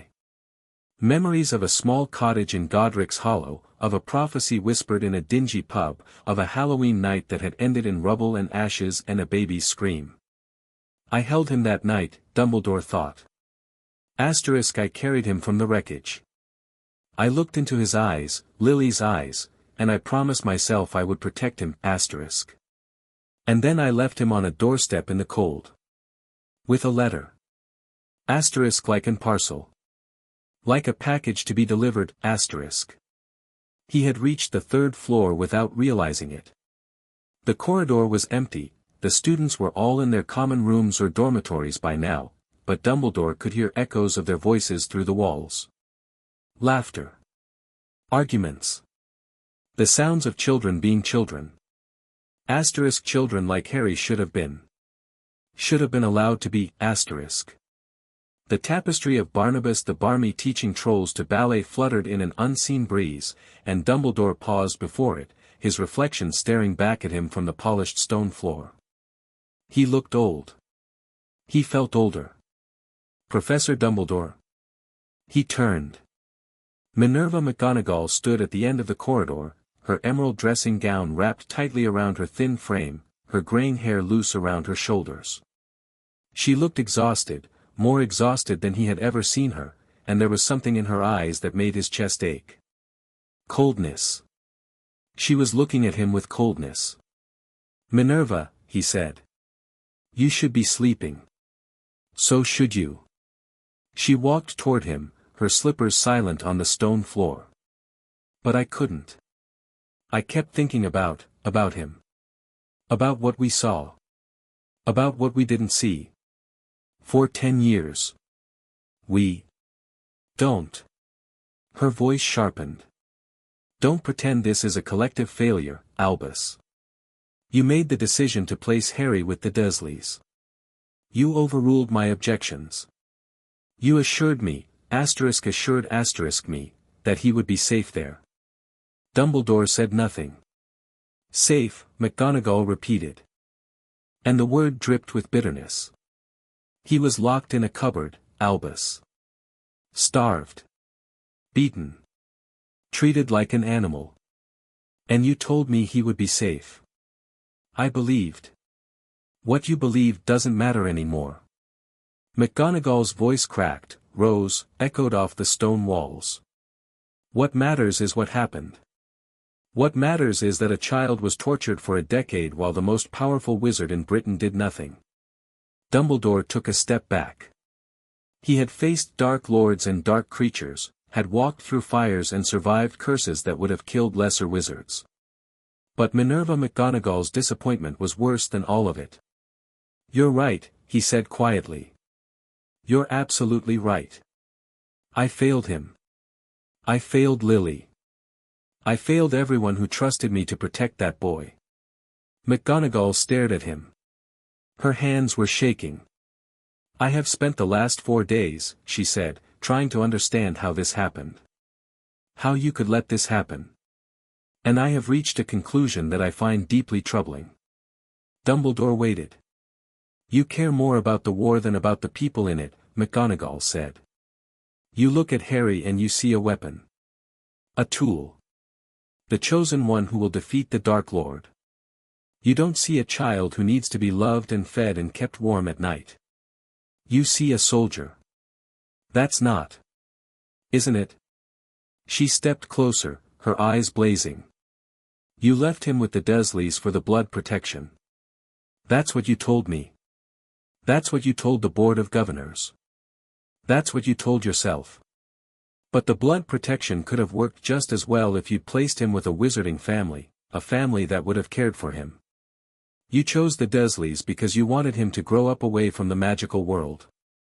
Away from his fame. Away from the attention that might have made him arrogant. Yes, Dumbledore admitted. That was my reasoning. Your reasoning, McGonagall said coldly, got a child locked in a cupboard. Your reasoning starved him. And beat him and isolated him for 10 years. Your reasoning broke him, Albus. Did you see him at the feast? Did you see how he flinches when people raise their voices? Did you see how he hoards food like he's afraid it will disappear? Dumbledore had seen. He had seen all of it. And now, McGonagall continued, everyone else has seen it too. The parents are demanding answers. The Board of Governors is convening an emergency session. Amelia Bones is personally handling the investigation. And you, she pointed a finger at his chest. You are going to have to answer for your choices. I know. Do you? Do you really? Because you've been hiding in your office for 4 days, Albus. 4 days of silence while the rest of us have been trying to pick up the pieces of that boy's life. 4 days of nothing. Dumbledore closed his eyes. I was afraid, he said. The admission hung in the air between them, raw and shameful and utterly inadequate. Afraid of what? McGonagall asked. Afraid of looking at what I'd done.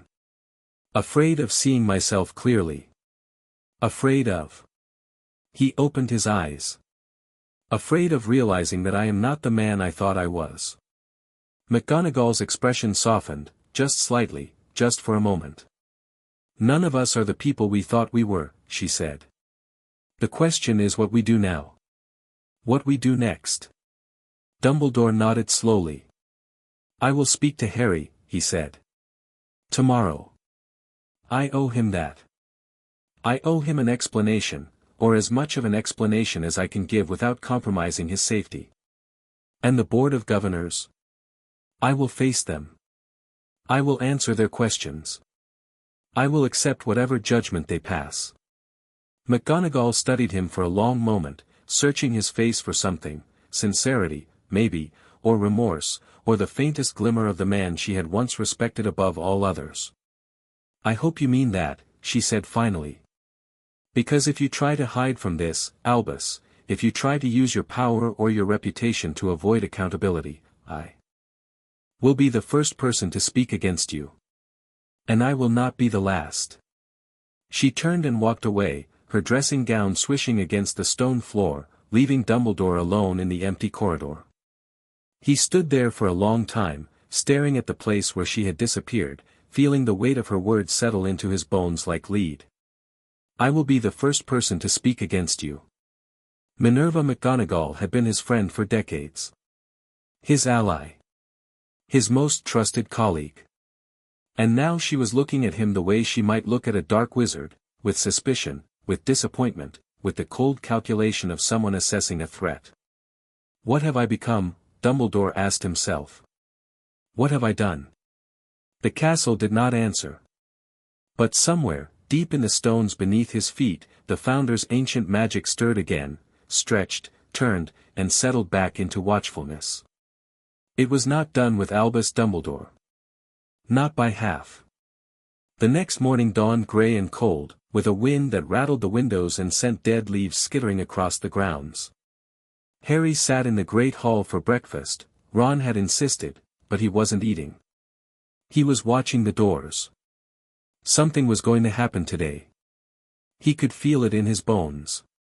He had felt it ever since waking from the dream about the Sorting Hat, ever since Amelia Bones had promised him consequences, ever since the whispers had shifted from curiosity to something darker. The castle was waiting. Holding its breath. Eat your toast, Hermione said, nudging his plate. I'm not. You are. Eat. Harry sighed and took a bite. The toast was cold now, but he chewed and swallowed anyway, because arguing with Hermione was like arguing with a particularly stubborn brick wall.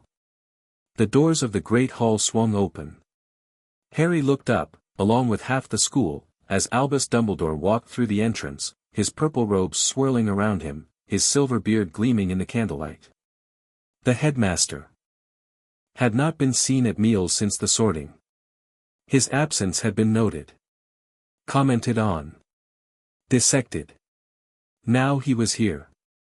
And he was walking directly toward the Gryffindor table. Toward Harry. The whispers exploded. Harry felt every eye in the hall turn to him, felt the weight of their attention like a physical force. He wanted to run.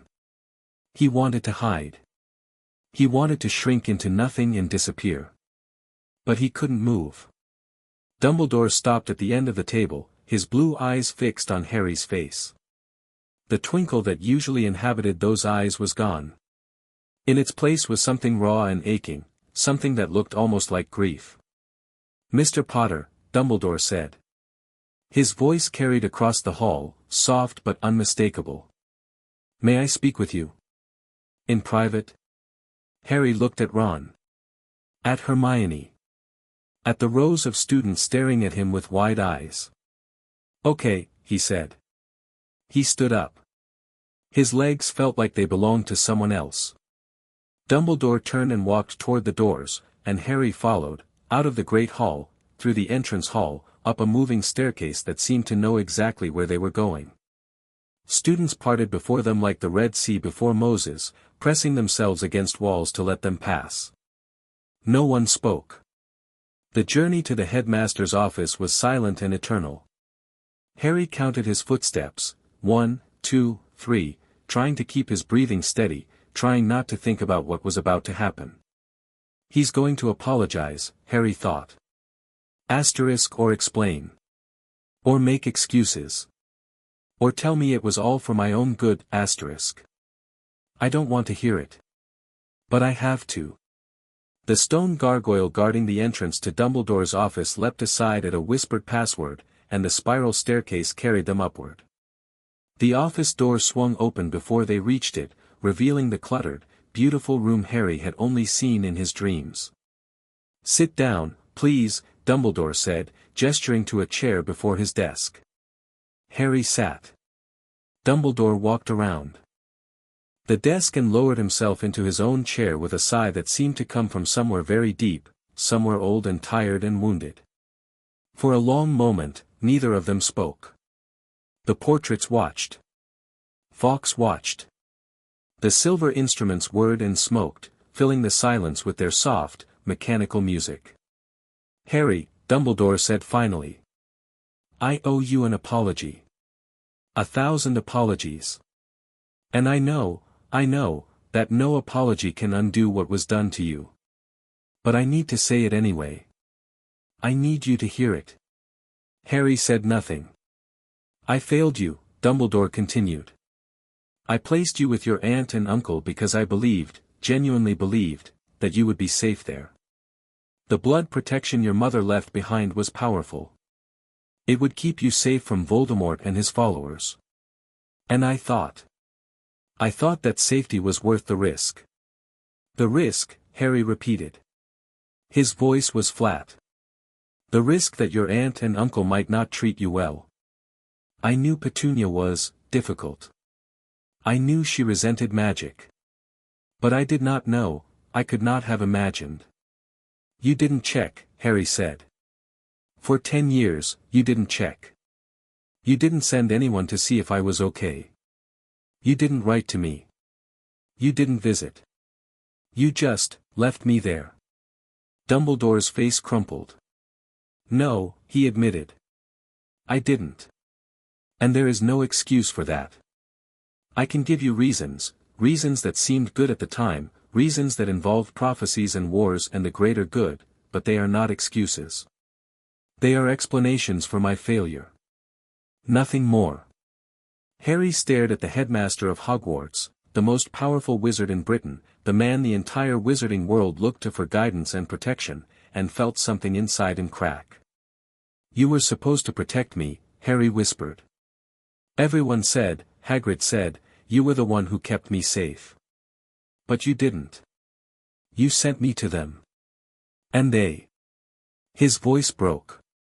Dumbledore rose from his chair, came around the desk, and knelt before Harry, just as Amelia Bones had knelt, bringing himself to the boy's eye level, meeting his gaze without flinching.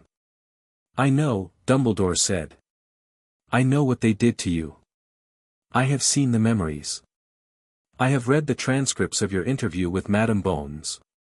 And I am so deeply, profoundly sorry that I cannot. Sorry doesn't fix it, Harry said. Sorry doesn't undo 10 years. Sorry doesn't make me not flinch every time someone raises their voice. Sorry doesn't make me not hoard food under my bed because I'm afraid I won't eat tomorrow. Dumbledore bowed his head. His shoulders shook. No, he agreed. Sorry doesn't fix anything. But it is all I have to offer you right now. That, and a promise. Harry waited.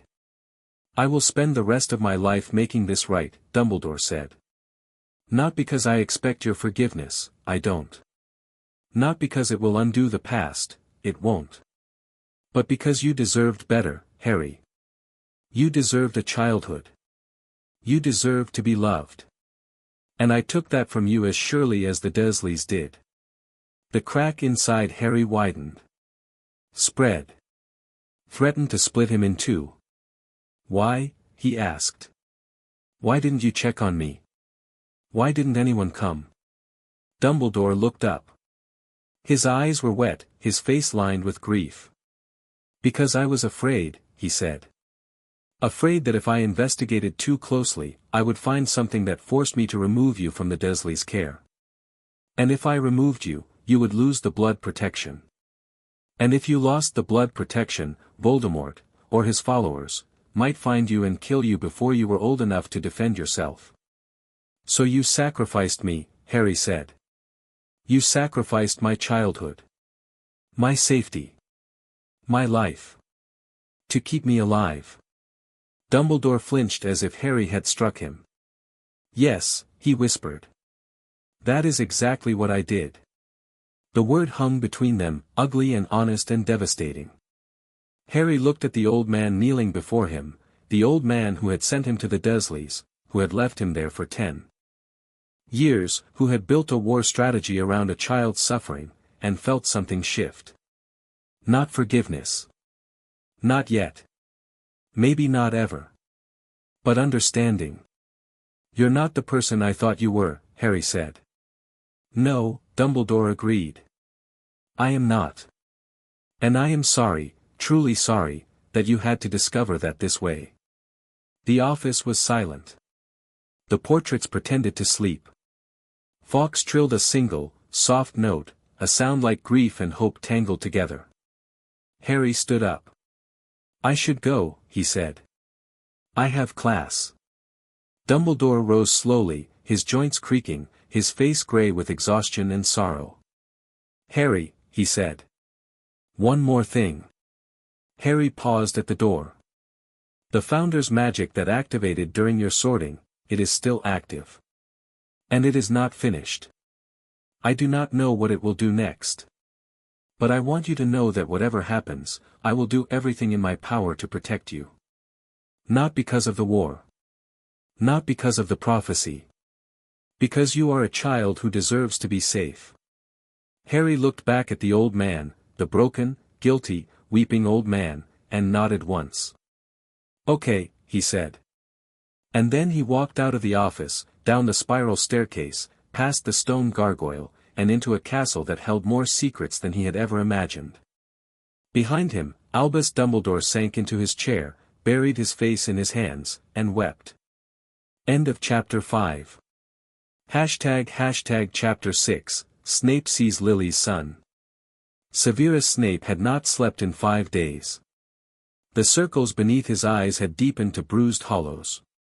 His usually immaculate black robes hung looser on his thin frame, and his hair, stringy, greasy, perpetually curtained around his face, had not been washed since the sorting.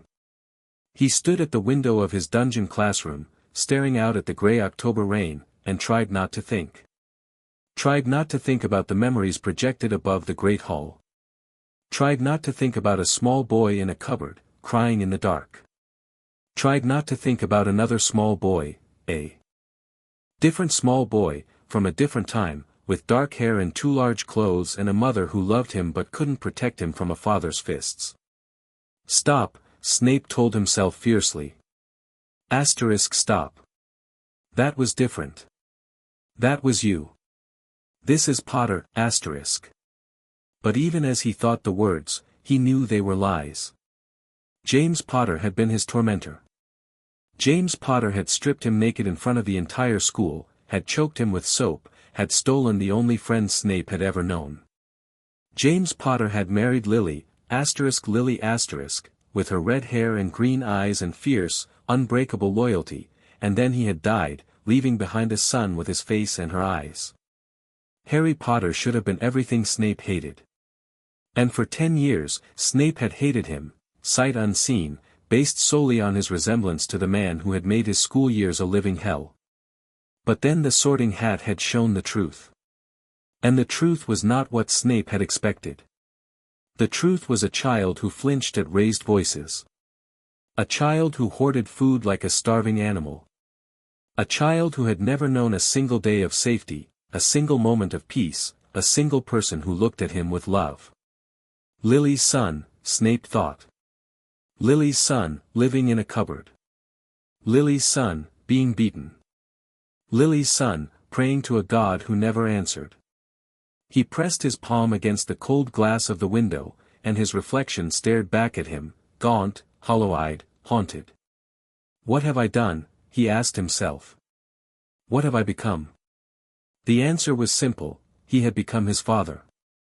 The memory surfaced unbidden, as memories often did when Snape was too tired to fight them.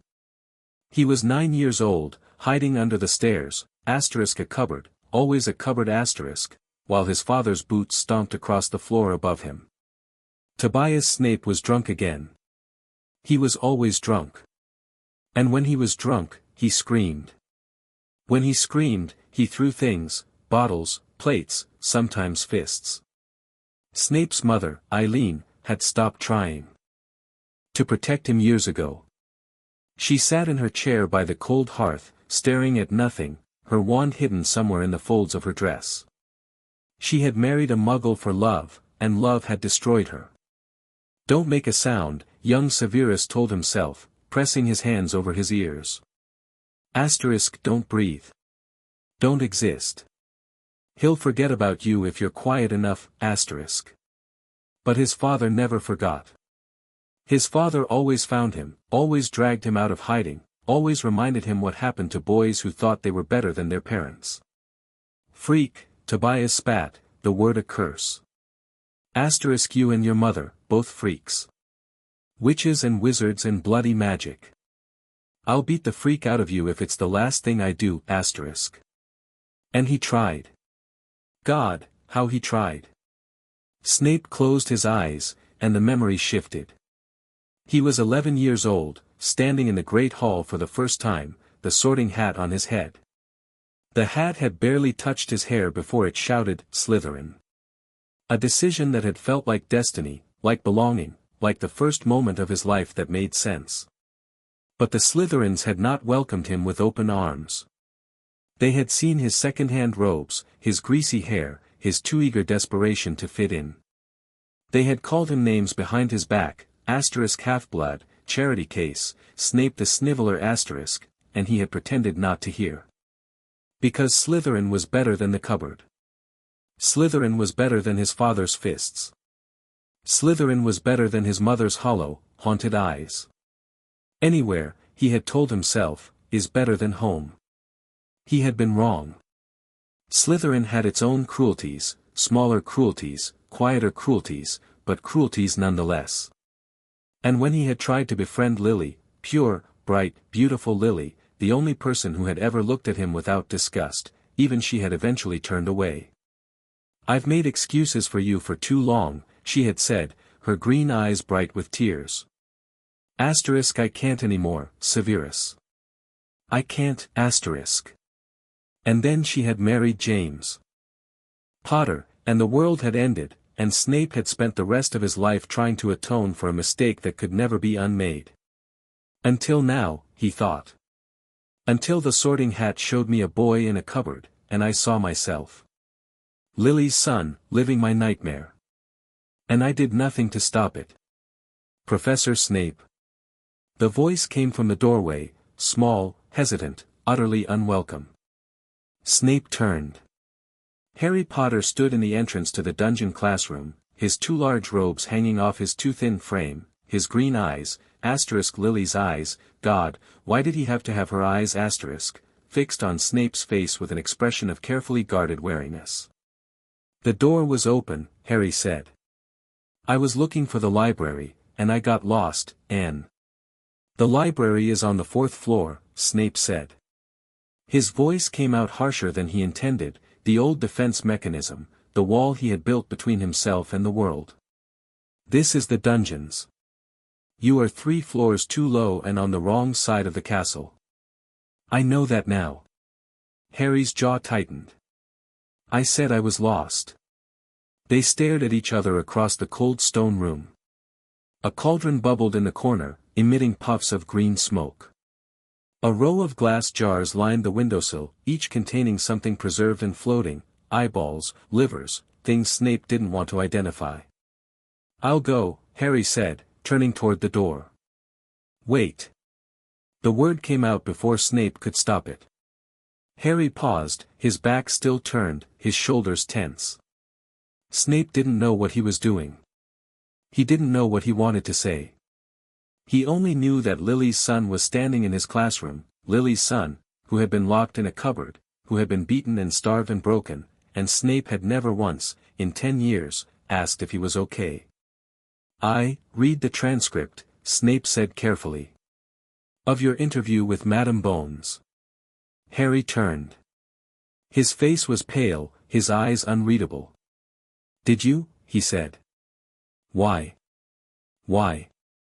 Because Amelia Bones had shared the transcript with the Hogwarts staff. Because the faculty had gathered in Dumbledore's office to read it together, and by the end, Flitwick had been weeping, Sprout had been cursing under her breath, and McGonagall had shattered her teacup against the wall. Because Snape had read about a child locked in darkness for 3 days without food or water, and he had tasted bile in his throat. Because he had seen himself in every line. I wanted to understand, Snape said. Understand what? Harry's voice was flat, guarded. How my relatives could treat me like that. Or how you could hate me for 10 years without ever knowing me. Snape flinched. The boy was perceptive, more perceptive than he had any right to be. "I don't hate you," Snape said. "You could have fooled me." Harry's hands were shaking. He shoved them into his pockets. "In every class, you stare at me like I've done something wrong. You take points from Gryffindor for things other students do all the time. You." "I know." The admission seemed to surprise both of them. Snape ran a hand through his greasy hair, a nervous gesture he had never been able to break, and tried to find words for feelings he had spent decades burying. "Your father," Snape said slowly, "was not a kind man. Not to me. He and his friends, they made my life at Hogwarts very difficult.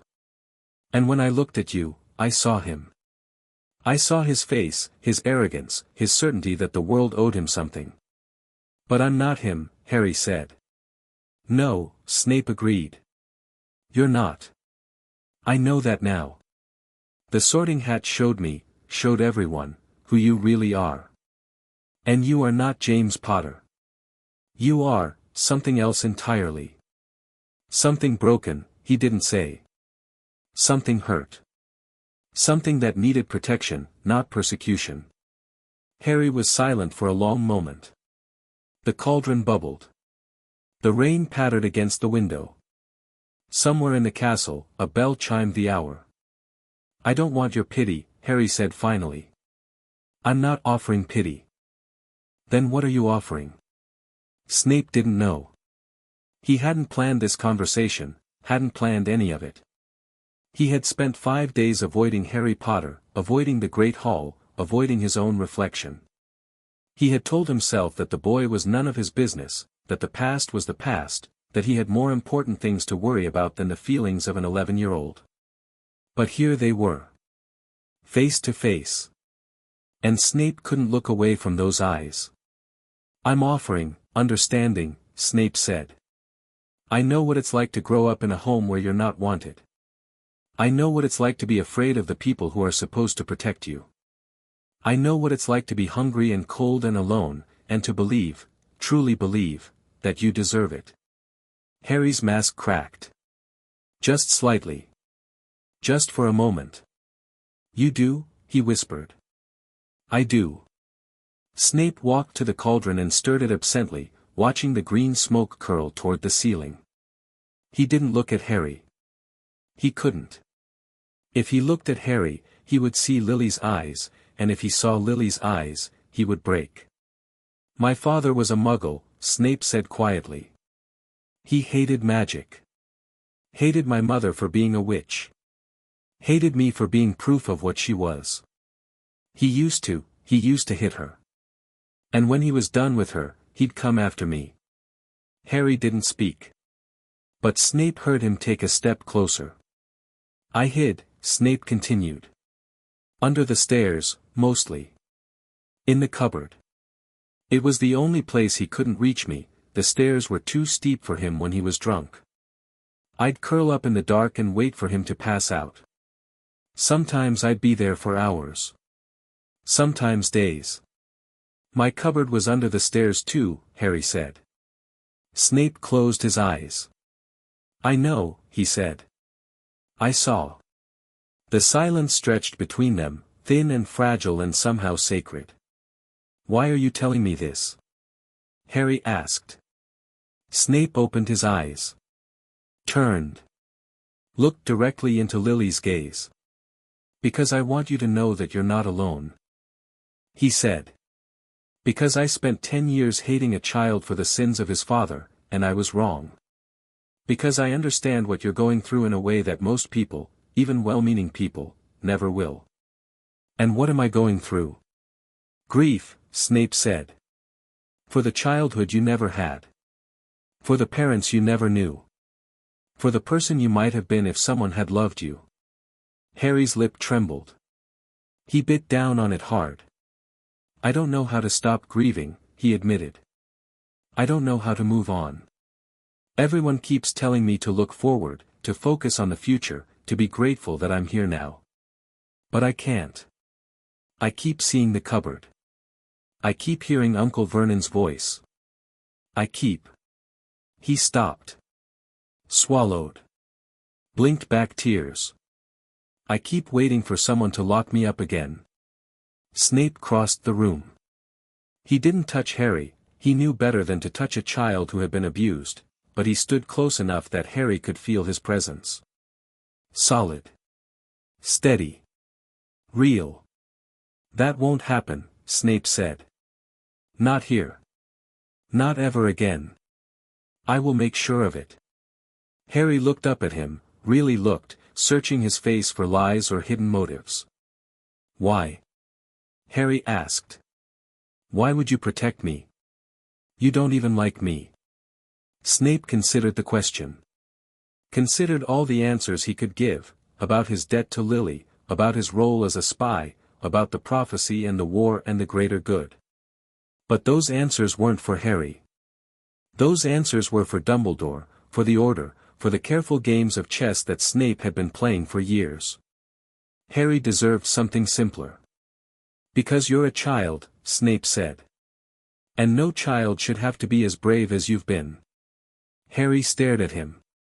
And then, slowly, hesitantly, he smiled. It was a small smile. Fragile. Uncertain. But it was real. Thank you, Harry said. Don't thank me, Snape said gruffly. Thank the Sorting Hat. It's the one who finally made me see what was in front of my face. They stood there for a moment. Longer, the potion master and the boy who lived, bound together by pain and understanding in the ghost of a woman with red hair and green eyes. I should go, Harry said eventually.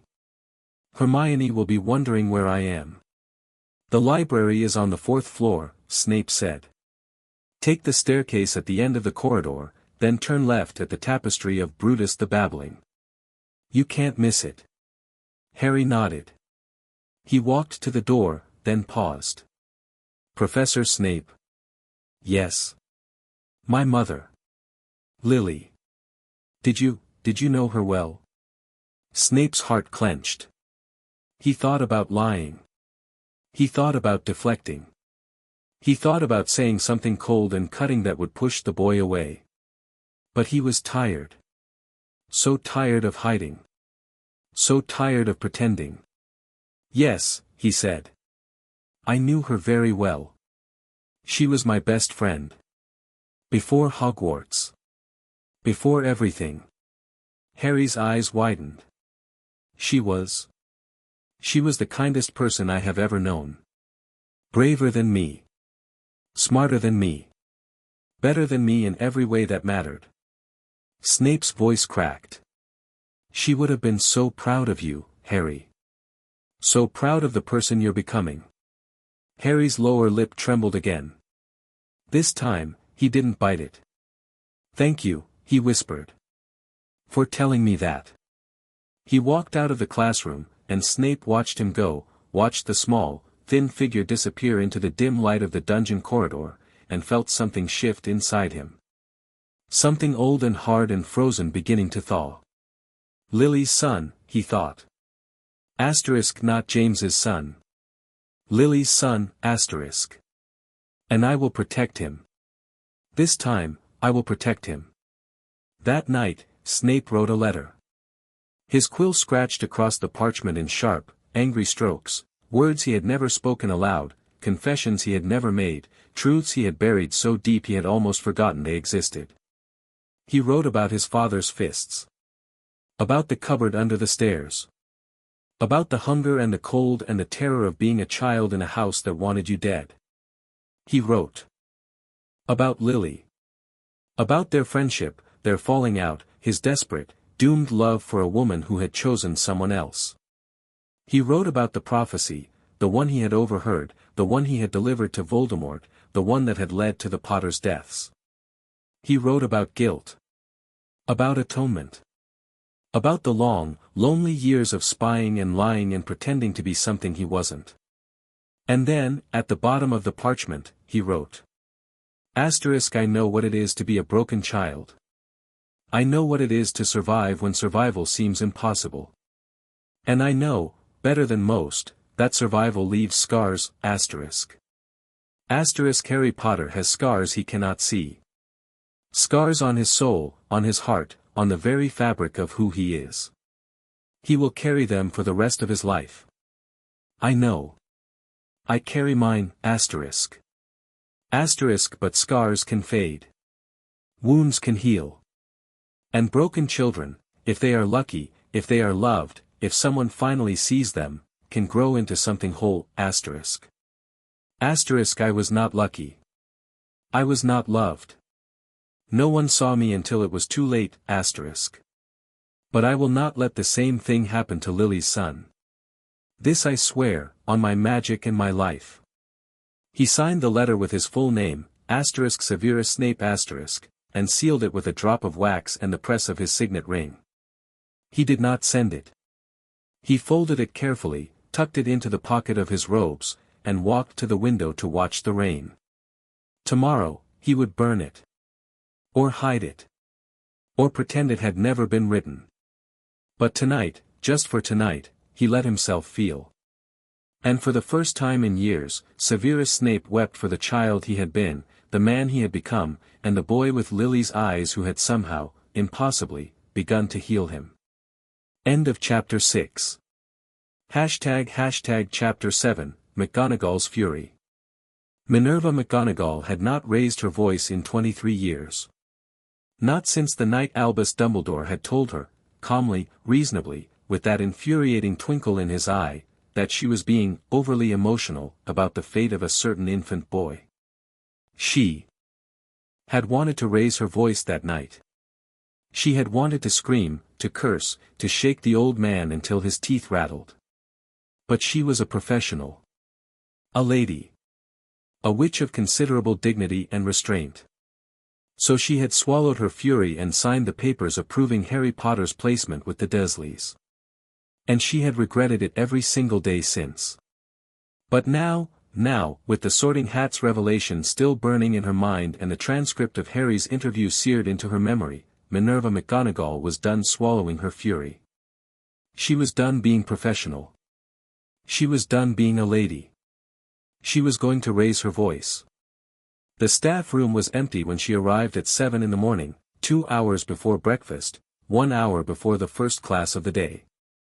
She had woken at 4, she hadn't slept more than a few hours a night since the sorting, and had spent the intervening time pacing her quarters, rehearsing the conversation she was about to have. Now she stood before the cold fireplace, her arms crossed over her chest, her jaw set, waiting. She didn't have to wait long. The door opened at 7:15, and Albus Dumbledore walked in, his purple robes immaculate, his silver beard neatly brushed, his half-moon spectacles gleaming in the dim light. He looked, as always, like a kindly grandfather who had never made a mistake in his life. McGonagall wanted to hex him. "Minerva," Dumbledore said, his voice warm and welcoming. "You wanted to see me? Sit down, Albus." He raised an eyebrow at her tone but did as she asked, lowering himself into one of the squashy armchairs by the fire. McGonagall remained standing. She wanted the height advantage. She wanted to look down at him. "We need to talk about Harry Potter," she said. Dumbledore's expression flickered, just for a moment, just long enough for her to see the guilt beneath the calm facade. "I see," he said. "I assumed this conversation would come eventually." "Eventually?" McGonagall's voice sharpened. "Albus, the sorting was 5 days ago. 5 days, and you have done nothing but hide in your office and avoid eye contact with every member of the staff. The Board of Governors is meeting tomorrow. Amelia Bones is preparing charges against the Dursleys. The Daily Prophet has gotten wind of the story, Merlin knows how, and they're planning to run a front-page exposé on Sunday. And you're sitting there talking about eventually?" Dumbledore removed his spectacles and polished them on his sleeve, a nervous habit he had never been able to break. "I am aware of the situation," he said quietly. "Then act like it." The words exploded out of her, louder than she had intended, harsher than she had meant. The portraits on the walls startled awake, blinking and muttering. A vase on the mantelpiece rattled. Dumbledore looked up at her, and for the first time in their decades of friendship, McGonagall saw fear in his eyes. Not fear of her. Fear of what he had done. "Minerva," he said. "Please. Sit down. Let us discuss this like." "I will not sit down." She was shaking now, actually shaking, her hands trembling at her sides, her voice cracking with rage and grief and something that felt dangerously close to despair. "I will not sit down and discuss this like reasonable adults because there is nothing reasonable about what happened to that boy. There is nothing reasonable about 10 years of abuse that could have been prevented. And there is nothing reasonable about you, Albus Dumbledore, sitting in your office feeling sorry for yourself while that child tries to survive his first week at school." Dumbledore's jaw tightened. "I am not feeling sorry for myself." "Then what would you call it? You've been absent from meals. You've cancelled your appointments. You've barely spoken to the staff. You look like hell, Albus, forgive me for saying so, and you have offered no guidance, no leadership, no plan for how we move forward from here." "I have been processing. Processing." McGonagall laughed, a harsh, bitter sound that echoed off the stone walls. "That's what you call it. Processing. While Harry Potter processes the trauma of a decade of abuse by hiding in abandoned classrooms and hoarding food under his bed, you're up in your office processing." Dumbledore flinched. "He's hoarding food. He has a stash of bread rolls and apples under his bed in the dormitory. Ron found them yesterday. He's been taking food from the breakfast table and hiding it in his trunk, not because he's greedy, Albus, but because he's terrified that the food will disappear. Because for 10 years, it did." Dumbledore closed his eyes. "I didn't know," he whispered. "Of course you didn't know. You never know. That's the problem." McGonagall began to pace, her heels clicking against the stone floor, her robe swishing behind her. "You sit in your office with your instruments and your portraits and your phoenix, and you make decisions about people's lives without ever looking at them. Without ever asking how they're doing. Without ever checking to see if your grand plans are actually working." "I checked on Harry," Dumbledore said. "Mrs. Fig. Mrs. Fig is a squib who was paid to watch him. Paid to report back to you. And what did she report? That Harry was a quiet boy who kept to himself. That the Dursleys seemed to provide for his basic needs. That there was no evidence of mistreatment." McGonagall stopped pacing and turned to face him. "Did you ever consider, Albus, that a child who has been abused might learn to hide that abuse? That he might be too terrified to tell anyone what was happening to him? That a woman like Arabella Figg, well-meaning but utterly unqualified, might miss the signs entirely?" Dumbledore was silent. "Of course you didn't consider it," McGonagall continued. "Because if you had considered it, you would have done something. You would have sent someone qualified to check on him. A healer. A social worker. Anyone with actual training in child welfare. But you didn't. Because you didn't want to know. That's not. Isn't it?" McGonagall's voice thundered through the room, and this time, the windows rattled. "You didn't want to know, Albus. Because if you had known, if you had been forced to confront the truth, you would have had to make a choice. Remove Harry from the Dursleys and lose the blood protection, or leave him there and admit that you were sacrificing his well-being for the greater good. And you chose the coward's path. You chose not knowing." Dumbledore rose from his chair. His face was pale, his hands unsteady. "You think I didn't struggle with that decision?" he asked, his voice low and fierce. "You think I didn't lie awake at night, wondering if I was doing the right thing? I loved Lily Potter, Minerva. I loved her as surely as if she had been my own daughter. And leaving her son on that doorstep, knowing what Petunia was, knowing what she was capable of, it nearly destroyed me." "Then why did you do it?" "Because the blood protection was necessary. Because Voldemort is not gone. Because there are forces at work in this world that you cannot begin to imagine, forces that would have killed Harry before his first birthday if not for his mother's sacrifice. The Dursleys' house was the safest place for him. Not happy. Not comfortable. Safe. Safe. McGonagall spat the word like a curse. He was locked in a cupboard, Albus. He was beaten and starved and tormented for 10 years. That is not safe. That is not anything close to safe. And you, with all your power and wisdom and supposed goodness, you allowed it to happen. Dumbledore's shoulders slumped. The fight went out of him all at once, leaving him looking old and small and utterly broken. Yes, he said. I did. The admission hung in the air between them, raw and ugly and true. McGonagall stared at him. She had wanted this, wanted him to admit his failure, to acknowledge his guilt. To stop hiding behind his damned twinkling eyes and cryptic speeches. But now that he had, she felt no satisfaction. Only a vast, aching sorrow. What do we do now? She asked. How do we fix this? We can't fix it. Dumbledore sank back into his chair, and McGonagall saw that his hands were shaking. We can't undo 10 years of abuse.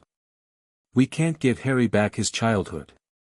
All we can do is move forward, try to help him heal, try to protect him from further harm, try to be better than we were before. That's not good enough. No, Dumbledore agreed. It's not. But it's all we have. McGonagall walked to the window and stared out at the grounds, at the Black Lake, the Forbidden Forest, the grey October sky.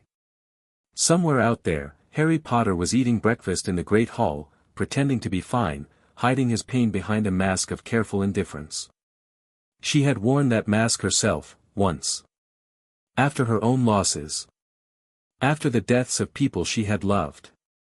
She knew how heavy it was, how exhausting, how it chafed against the soul until you forgot there was anything underneath. I'm going to make a request, she said. And I expect you to grant it without argument. What request? I want to be Harry's magical guardian. Effective immediately. I want the legal authority to make decisions about his welfare, where he stays during holidays, who he sees, what medical care he receives. I want to be responsible for him. Dumbledore was silent for a long moment. Minerva, he said carefully. That is a significant responsibility. Harry is not just any child. He is.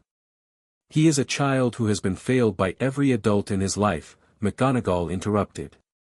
Including me. Including you.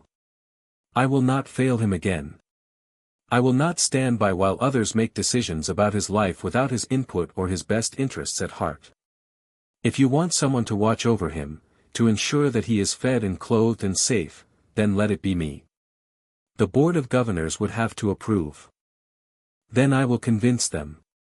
I will testify before the board.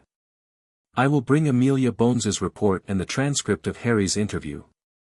I will show them exactly what happened to that boy under your watch, and I will demand the right to protect him going forward. Dumbledore winced. You're going to use my failure against me. I'm going to use the truth, McGonagall said. If that truth makes you uncomfortable, then perhaps you should have considered that before leaving a child with abusers for a decade. They stared at each other across the room, two old friends, now strangers, bound together by history and regret and the terrible weight of what had been done. I won't oppose you, Dumbledore said finally.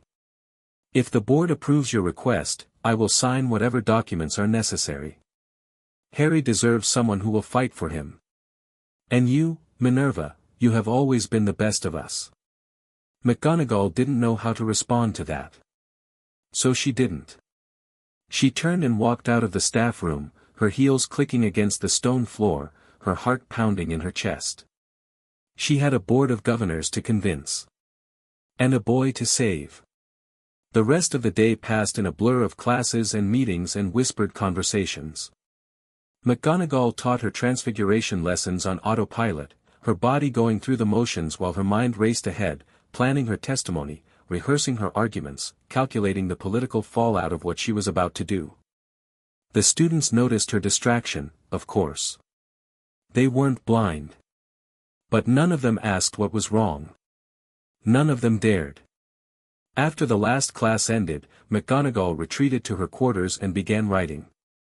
She wrote letters to every member of the Board of Governors, 12 witches and wizards in total, each with their own political allegiances and personal agendas. She wrote to the Department of Magical Law Enforcement, requesting copies of all documents related to Harry's case. She wrote to St. Mungo's Hospital for Magical Maladies and Injuries, requesting a full medical evaluation for Harry at the earliest possible opportunity. And then, when the letters were finished and the owls had been dispatched, she wrote a letter to Harry. Dear Mr. Potter, she wrote. I would like to meet with you tomorrow afternoon, if you are willing. There are matters we need to discuss, matters that will affect your future at Hogwarts and beyond. Please come to my office after your last class. We can talk. We can have tea. We can decide together what comes next, asterisk. Asterisk, you are not alone in this. I want you to know that. Whatever happens, I will be in your corner, asterisk. Yours sincerely, Professor M. McGonagall. She sealed the letter with a drop of green wax and pressed her signet ring into it, the McGonagall crest, a thistle and a star, symbols of her family's ancient legacy. Then she sent the letter with her own owl, watching the snowy bird disappear into the twilight sky, and prayed that Harry would come. He came. Of course he came. He was Harry Potter, curious, desperate for connection, incapable of refusing an adult's request even when every instinct told him to run. He arrived at her office door at 4 o'clock exactly, dressed in his school robes, his hair as messy as ever, his green eyes wary but determined. Professor, he said. You wanted to see me? McGonagall rose from her desk and gestured to the chair across from her. Please. Sit down. Would you like tea? Biscuits? I have chocolate digestives, Ron tells me they're your favorite. Harry's eyes flickered with surprise. How does Ron know my favorite biscuits? I believe he's been observing you. Very carefully. He's a good friend, that boy. Harry sat down slowly, as if he expected the chair to bite him. McGonagall poured 2 cups of tea, strong, with a splash of milk, exactly the way she liked it, and pushed the plate of biscuits toward him. I asked you here for a reason, she said, sitting down across from him. And I want to be honest with you about what that reason is. No secrets. No half-truths. Just honesty. Harry picked up a biscuit but didn't eat it. He held it between his fingers, turning it over and over, his eyes fixed on McGonagall's face. Okay, he said. Yesterday, I requested permission from the Board of Governors to become your magical guardian. Harry went very still. Magical guardian, he repeated. What does that mean? It means I would have the legal authority to make decisions about your welfare, where you live, what medical care you receive, who looks after you during school holidays. It would not replace your parents or erase their memory. It would simply ensure that someone is watching out for you. Someone who has your best interests at heart. Harry put down the biscuit. His hands were shaking. What about the Dursleys? He asked. They're my legal guardians. My aunt and uncle. Not for much longer. McGonagall's voice hardened. Amelia Bones is pursuing charges against them, child neglect, child abuse, unlawful imprisonment. Even if they aren't convicted, and I believe they will be, the Ministry has the authority to revoke their guardianship. You will never have to return to that house, Harry. I promise you. Harry stared at her. His eyes were bright, not with tears, exactly, but with something close. Something raw and overwhelmed. You promise, he whispered. People keep promising me things. Dumbledore promised to keep me safe. Hagrid promised that Hogwarts would be different. Ron and Hermione promised to be my friends. But the Dursleys promised to take care of me, too. And we all know how that turned out. McGonagall leaned forward, her elbows on her knees, her eyes locked on his. "I know," she said. "I know that promises have been broken for you. I know that trust is hard, maybe impossible. But I am not asking you to trust me, Harry. I am asking you to watch me. To see if I keep my word. To judge me by my actions, not my promises." Harry was silent for a long moment. The clock on the wall ticked. The fire crackled. Somewhere in the distance, a bell chimed the half-hour. "Why do you want to do this?" he asked. "Why do you want to be my guardian? You don't even know me." McGonagall considered the question. She could have given him the easy answer, because it's my duty, because you deserve protection, because someone has to step up, but Harry deserved better than easy answers. He had been fed easy lies his whole life. "Because I failed you," she said. 10 years ago, I sat in this office while Albus Dumbledore told me his plan to place you with the Dursleys. I had concerns. I voiced them. But when he overruled me, I didn't fight. I didn't argue. I didn't go to the Board of Governors or the Ministry or anyone else who might have helped. I simply accepted it.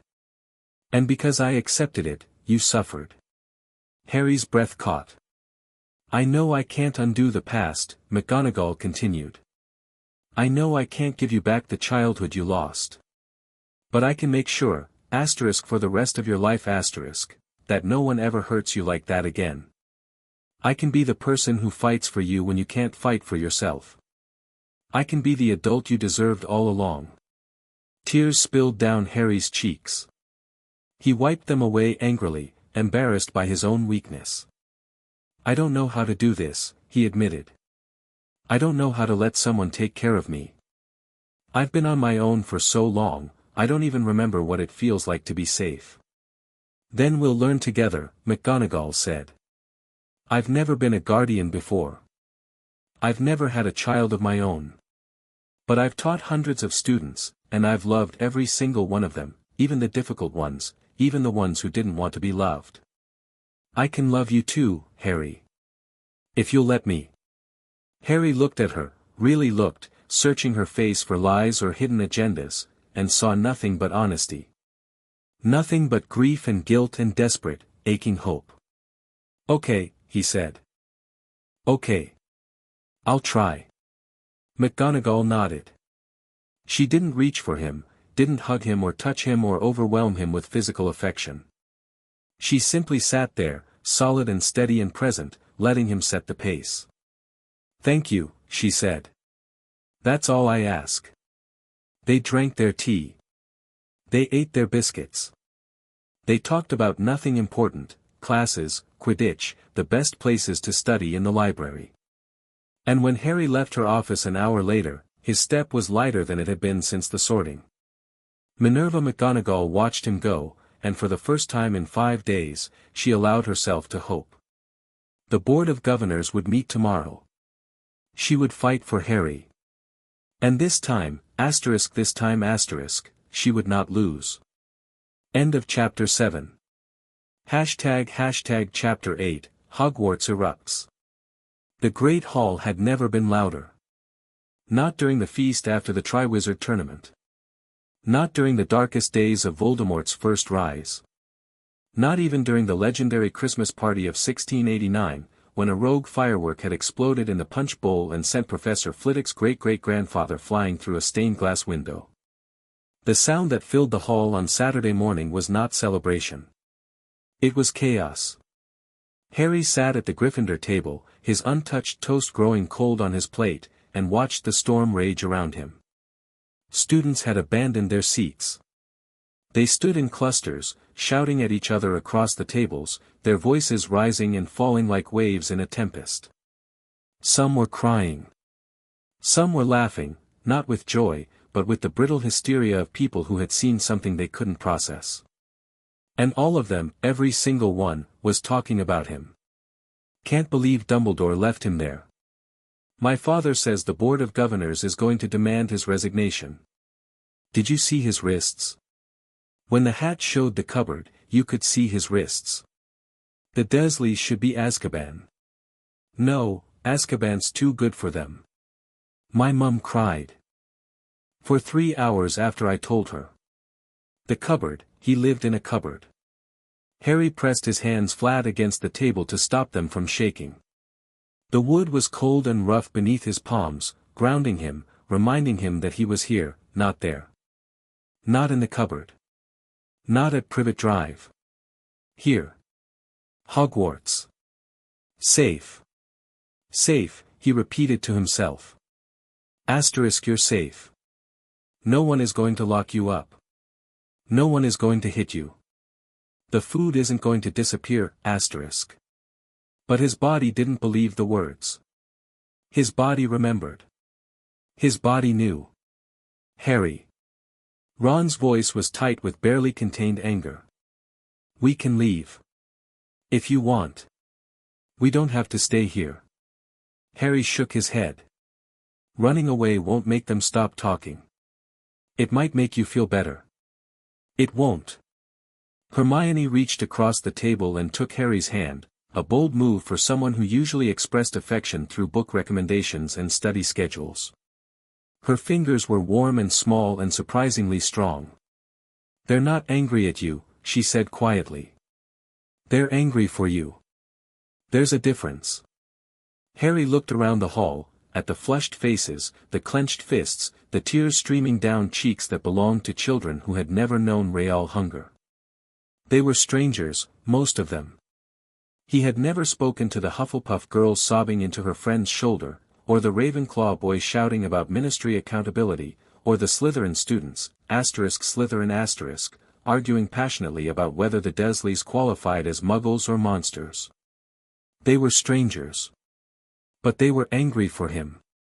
It was the strangest feeling Harry had ever experienced. I don't know what to do with that, he admitted. I don't know how to be the center of this. Of all of this. You don't have to do anything, Hermione said. You just have to exist. And let the rest of us be angry on your behalf. That sounds exhausting. It is, Ron agreed. That's why we're doing it for you. Harry almost smiled. Almost. At the Slytherin table, Draco Malfoy was having a crisis of conscience.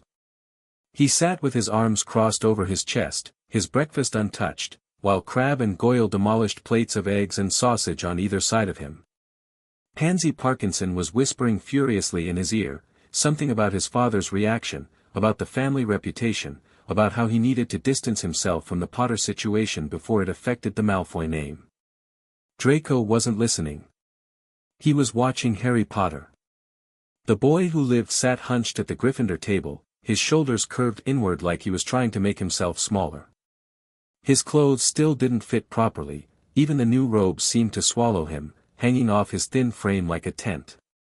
His hair was a disaster, his glasses were held together with tape, and his hands, resting flat on the table, were white-knuckled with tension. He looks like a victim, Draco thought. Asterisk, he looks like someone who's been hurt. Someone who's still being hurt, even though he's not in that house anymore, asterisk. He looks like me. The thought came out of nowhere, and Draco recoiled from it as if burned. He was nothing like Harry Potter. His father loved him, in his own cold, demanding way. His mother doted on him. He had never gone hungry, never been locked in a cupboard, never flinched when someone raised their voice. But there had been nights. Nights when his father's temper had turned toward him, sharp words, harder hands, the cold silence of disapproval that lasted for days. Nights when Draco had lain in his massive four-poster bed, staring at the canopy, wondering what he had done wrong and why he couldn't seem to do anything right. No, he told himself firmly. Asterisk, that's different. That's discipline. That's how pure-blood families raise their children, asterisk. It's not the same as the cupboard. It's not. But even as he thought it, he remembered the time his father had locked him in the cellar for refusing to practice dueling. Only for an hour. Only until he'd apologized. But the cellar had been cold and dark, and Draco had been 7 years old, and he had cried until his throat was raw. No one had come. No one had ever come. Draco. Pansy's voice cut through his thoughts. Are you even listening to me? No, he said. What? I said no. I'm not listening. I don't care what my father thinks. I don't care about the family reputation. I care about, he stopped. Swallowed. I care about what happened to Potter. Pansy stared at him like he'd grown a second head. Since when do you care about Potter? Since I saw a child locked in a cupboard, Draco said. Since I realized that could have been me. Since I realized that for some children who don't have money or status or pure blood, it is them. Every single day. The table went quiet. Crabbe stopped eating. Goyle stopped eating. Even the older Slytherins, who usually ignored the first years, had turned to stare at Draco with expressions of shock and disapproval. Careful, Malfoy, said a sixth-year boy with slick back hair and a silver serpent ring. That sounds dangerously close to sympathy for blood traders. It sounds like truth, Draco shot back. And if the truth makes you uncomfortable, maybe you should examine why. The sixth year opened his mouth to respond, but before he could, a commotion at the front of the hall drew everyone's attention. The doors had burst open. And Minerva McGonagall strode in, her face like thunder, a scroll clutched in her hand. Attention! McGonagall's voice cracked through the great hall like a whip. The chaos died instantly, students freezing mid-shout, mid-gesture, mid-tear. 1,000 faces turned toward her, and Harry saw something in her expression that made his stomach clench. Fury. Pure, incandescent fury. But not at him. Never at him. I have just received word from the Board of Governors, McGonagall said, her voice carrying to every corner of the hall without the aid of magic. They have convened an emergency session. They have reviewed the evidence presented by Madame Amelia Bones of the Department of Magical Law Enforcement. And they have reached a decision. She unrolled the scroll and read aloud. Effective immediately, Vernon Dursley and Petunia Dursley are stripped of all legal guardianship over Harry James Potter. They are hereby charged with 13 counts of child neglect, 9 counts of child abuse, and 3 counts of unlawful imprisonment. A trial date has been set for November 15th. In the meantime, the Dursleys are prohibited from contacting Harry Potter or coming within 500 yards of Hogwarts School of Witchcraft and Wizardry. The hall erupted. Not with chaos this time, with cheers. Students leapt to their feet, pounding the tables with their fists, shouting approval until the walls shook. Hufflepuffs hugged each other. Ravenclaws wiped away tears. Gryffindors roared so loudly that Harry could feel the vibration in his chest. Even the Slytherins, some of them, at least, joined in. Draco Malfoy was clapping, his face flushed, his eyes bright. Pansy Parkinson sat frozen beside him, her mouth hanging open. Harry couldn't move. Couldn't breathe. Couldn't process what he'd just heard. They're not my guardians anymore, he thought. Asterisk the Dursleys, they can't. I don't have to go back, asterisk. I don't have to go back. The words repeated in his head like a prayer, like a song, like a miracle he hadn't dared to hope for. Harry. Hermione was gripping his hand so tightly her knuckles were white. Harry, are you okay? He looked at her. At Ron. At the cheering students and the crying teachers and the ancient walls of Hogwarts that had witnessed 1,000 years of history. No, he said. I'm not okay. But for the first time in my life. I think I might be getting there. The celebration lasted all day. Classes were cancelled, an unprecedented decision that Dumbledore announced. With a wan smile and a brief, uncharacteristically subdued speech about giving the students time to process recent events. The house elves prepared a feast that stretched from noon until evening, and the great hall transformed into something between a party and a wake, laughter and tears, joy and grief, all tangled together like the threads of a complicated tapestry. Harry stayed at the Gryffindor table, surrounded by Ron and Hermione and Neville and Dean and Seamus and a rotating cast of older students who stopped by to offer congratulations, condolences, or simply to shake his hand. He didn't know most of them. He didn't need to. They came, they spoke, they left, and each one left behind a small piece of something Harry had never experienced before. Solidarity. Asterisk, they're not angry at you. They're angry for you, asterisk. Hermione had been right. These people, these strangers, were standing with him. Not because he had asked. Not because he had earned it. Simply because they believed he deserved better. It was overwhelming. It was terrifying. It was the most beautiful thing Harry had ever seen. At some point in the afternoon, a group of Hufflepuffs approached the Gryffindor table. Their leader was a girl with a round, kind face and short blonde hair, Hannah Abbott, Harry remembered, from herbology. "Harry," she said, her voice wobbling slightly. "We just wanted to say, the Hufflepuff common room is always open to you. If you ever need a place to go. Somewhere quiet. We have plants. And snacks. And really comfortable armchairs." Harry blinked. "Thank you. And we made you this."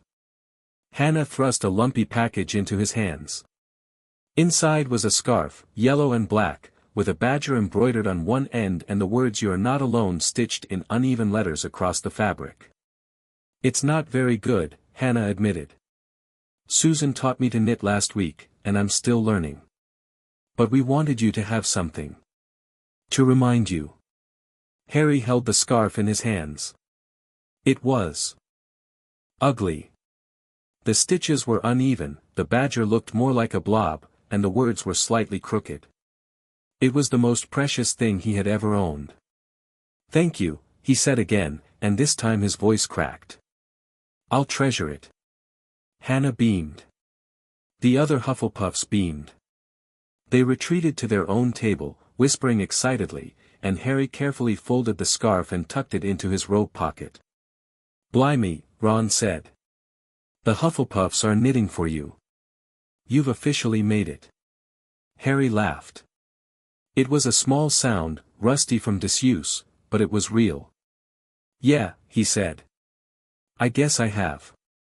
As the afternoon wore on, the celebration began to shift. The initial euphoria faded, replaced by something quieter and more thoughtful. Students stopped cheering and started talking, really talking, in small groups, about what had happened and what it meant and what should happen next. Harry overheard fragments as he walked through the hall, because he was walking now, moving from table to table, accepting handshakes and hugs and awkward pats on the back. He didn't know why he was doing it.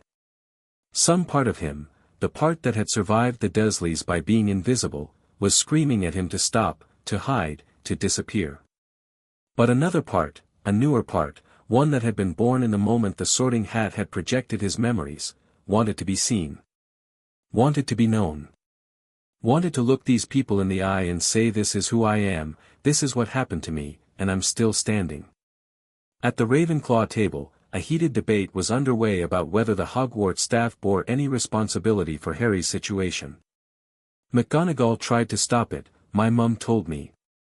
But Dumbledore overruled her, and he's the headmaster, so ultimately. The whole system failed, not just one person. "My father says the ministry should have been monitoring." Monitoring what? They didn't even know he existed until the letters started. At the Hufflepuff table, students were planning. Harry heard words like fundraiser and advocacy and campaign for better child protection laws. Susan Bones, Amelia Bones's niece, Harry remembered, was at the center of it, her face serious, her voice firm. "We can't just be angry," she was saying. "We have to do something. We have to make sure this never happens to another child." At the Slytherin table, the conversation was more complicated. Some students were expressing solidarity, quietly, carefully, aware of the political implications. Others were arguing that the Dursleys' actions, while regrettable, were a private family matter and shouldn't have been exposed to the entire school. And some, like Draco Malfoy, were sitting in stunned silence, staring at their plates, wrestling with truths they had never wanted to confront. Harry walked past the Slytherin table, and for just a moment, his eyes met Draco's. Neither of them spoke. But something passed between them, an acknowledgement, maybe. A recognition. Two boys from different worlds, shaped by different kinds of pain, each trying to figure out who they wanted to become. Draco looked away first. Harry kept walking. The feast ended at sunset. Students streamed out of the Great Hall, their voices hoarse from shouting, their eyes red from crying, their hearts full of something that felt dangerously close to hope. Harry stood at the entrance, watching them go, and tried to remember if he had ever felt hope before. There had been moments, maybe. Fleeting ones. A kind word from a teacher who didn't know the truth. A full stomach after a rare day of adequate meals. The brief, blinding joy of Hagrid's announcement that Harry was a wizard.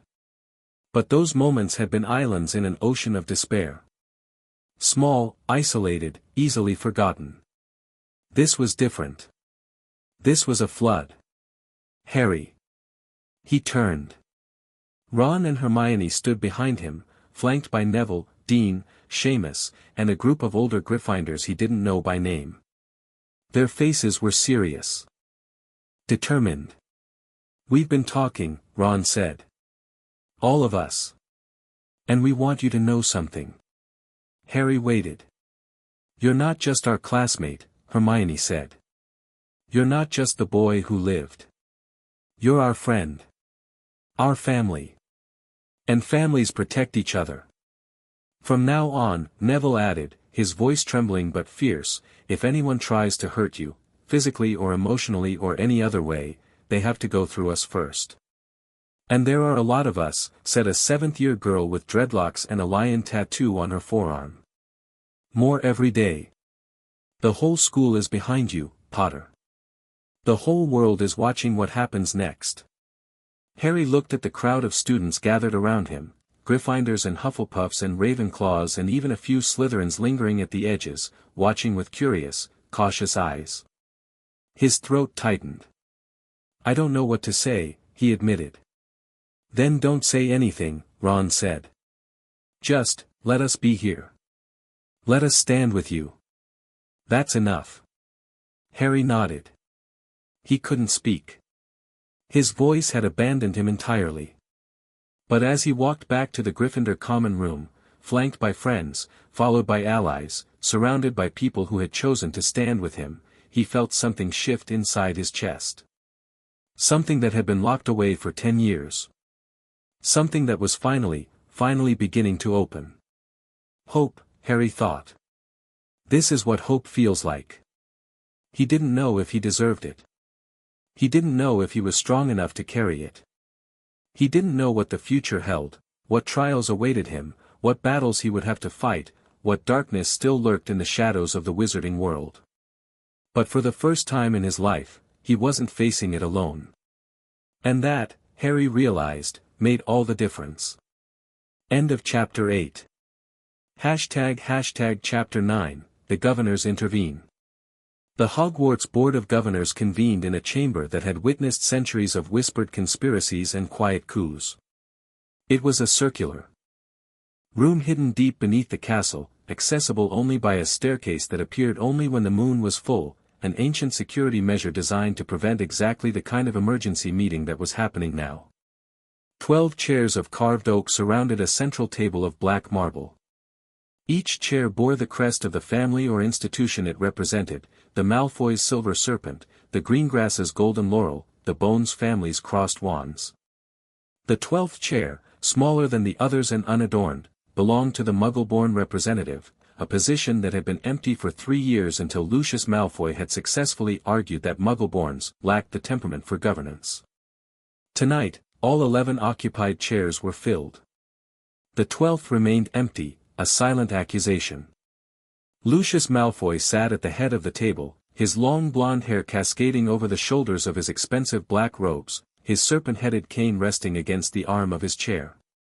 He looked, as always, like a man who had never doubted himself for a single moment of his privileged life. But his knuckles were white around the head of his cane. "Gentlemen," Lucius said, his voice smooth as poisoned honey. "Ladies. Thank you for gathering on such short notice. As you know, we are here to discuss the situation regarding Harry Potter." "Discuss?" Madame Amelia Bones sat directly across from Lucius, her magenta robe stark against the dark wood of her chair. She was not a member of the board, she had no need to be, given her position at the ministry, but she had been invited as a witness. "There is nothing to discuss, Lucius. The evidence is overwhelming. The Dursleys have been charged. The boy has been removed from their custody. The only question now is what happens next." Lucius's lip curled. "And you believe that question should be answered by this body?" "I believe," Amelia said carefully, "that the Hogwarts Board of Governors has a responsibility to ensure that the students in its care are safe. Harry Potter was not safe. He has never been safe. And the person primarily responsible for that failure, Albus Dumbledore, answers to you."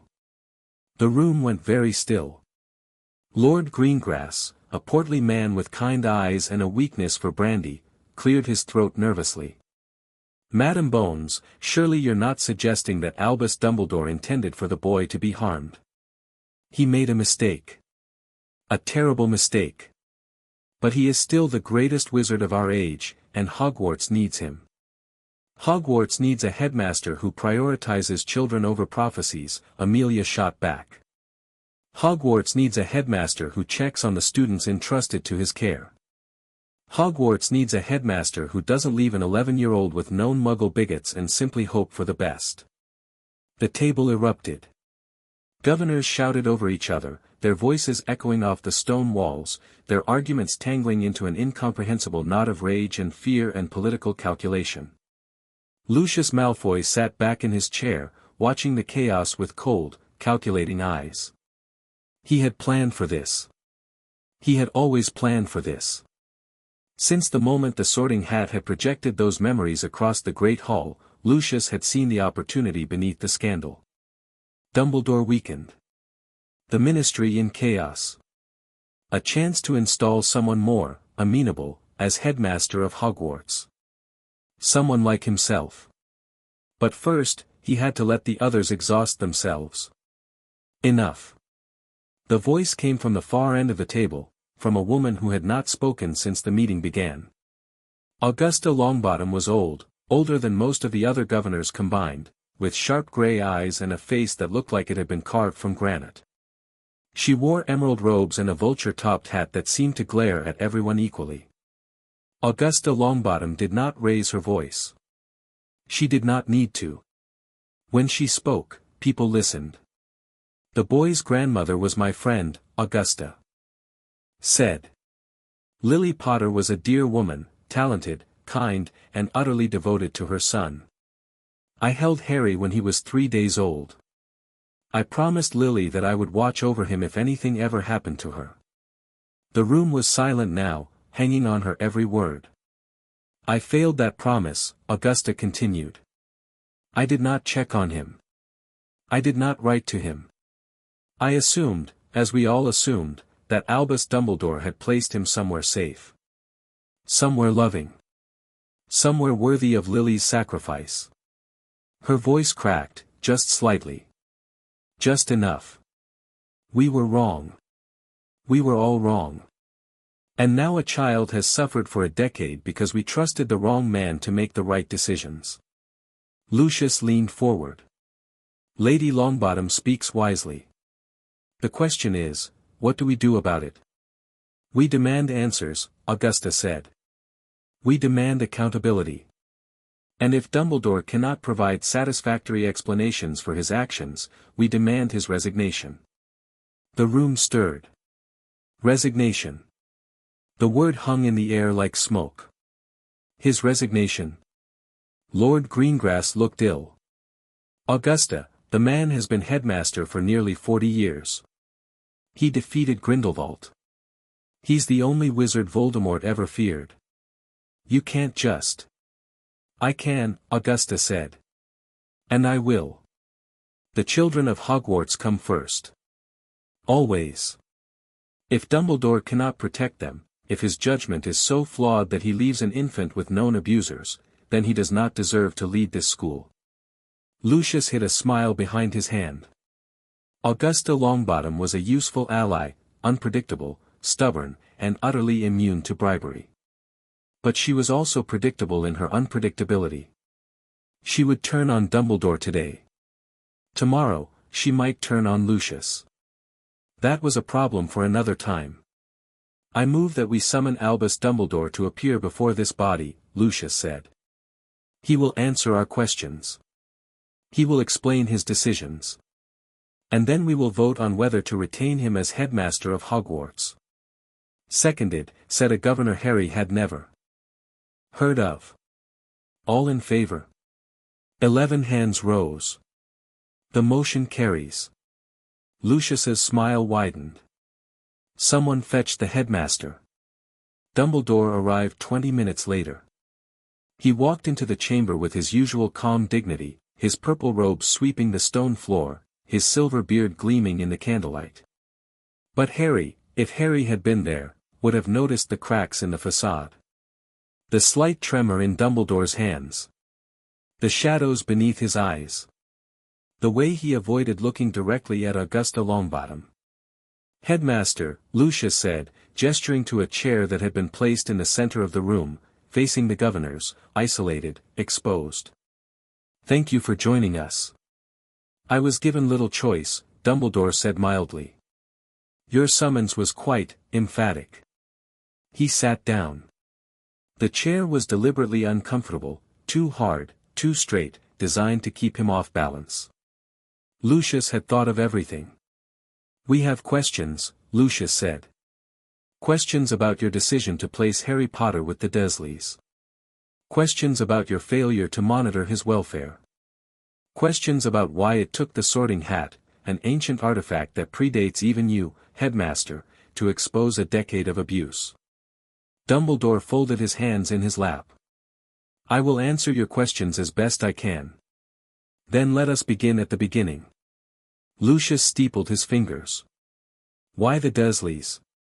Why not place the boy with a wizarding family, the Longbottoms, perhaps, or the Boneses, who could have protected him and raised him with love? Because of the blood protection. Dumbledore's voice was steady, but there was something beneath it, a weariness, a grief, that even Lucius could not fake. Lily Potter's sacrifice created a bond of blood. As long as Harry called Petunia Dursley's house his home, Voldemort could not touch him there. The protection was absolute. Absolute? Augusta Longbottom's voice was sharp. He was beaten, headmaster. Starved. Locked in a cupboard. Is that your definition of protection? Dumbledore flinched. The protection was not physical. It was magical. It kept him safe from Voldemort and his followers. And what about safety from Muggles? Augusta demanded. What about safety from his own family? Did the blood protection shield him from Vernon Dursley's fists? Did it fill his empty stomach? Did it keep him warm at night? No, Dumbledore whispered. It did not. Then your protection was worthless. Augusta's voice trembled with rage. You sacrificed a child's well-being for a magical theory that didn't even work as intended. Harry Potter was not safe, headmaster. He was in hell. And you put him there. The chamber was silent. Dumbledore bowed his head. You are not wrong, he said. I made a terrible mistake. I underestimated Petunia's capacity for cruelty. I overestimated the power of blood to overcome hatred. And he stopped. Swallowed. I was afraid. Afraid of what? Lucius asked, feigning curiosity. Afraid that if I removed Harry from the Dursleys, the blood protection would fail. Afraid that Voldemort, or his followers, would find him and kill him before he was old enough to defend himself. Afraid that the prophecy, he stopped abruptly, his mouth snapping shut. The governors leaned forward as one. What prophecy? Augusta demanded. Dumbledore was silent. Headmaster. Lucius's voice was silk wrapped around steel. You will answer the question. What prophecy? Dumbledore looked up. His eyes, usually bright with hidden amusement, were dark and haunted. There is a prophecy, he said slowly, that speaks of Harry Potter and Lord Voldemort. It foretells that neither can live while the other survives. It suggests, strongly, that Harry is the only one who can defeat the Dark Lord. The room erupted again, but Dumbledore kept speaking, his voice cutting through the noise. I still believe, that the prophecy is real. That Harry is the chosen one. That he must be protected at all costs until he is old enough to fulfill his destiny.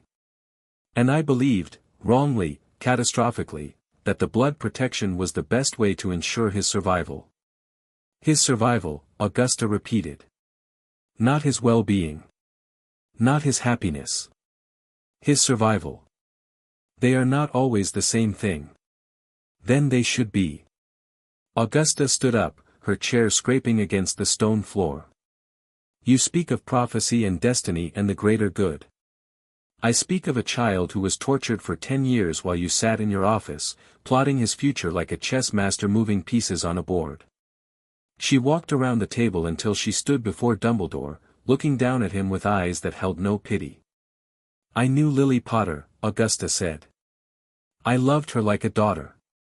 And if she were here today, if she could see what you have done to her son, she would never forgive you. Never. Dumbledore's composure finally cracked. Tears spilled down his cheeks, dripping into his silver beard, splashing onto his folded hands. I know, he said. I know. Augusta stared at him for a long moment. Then she turned and walked back to her chair. I move that we suspend Albus Dumbledore from his duties as headmaster, she said, pending a full investigation into his conduct. Effective immediately. Seconded, Lucius said quickly. All in favor.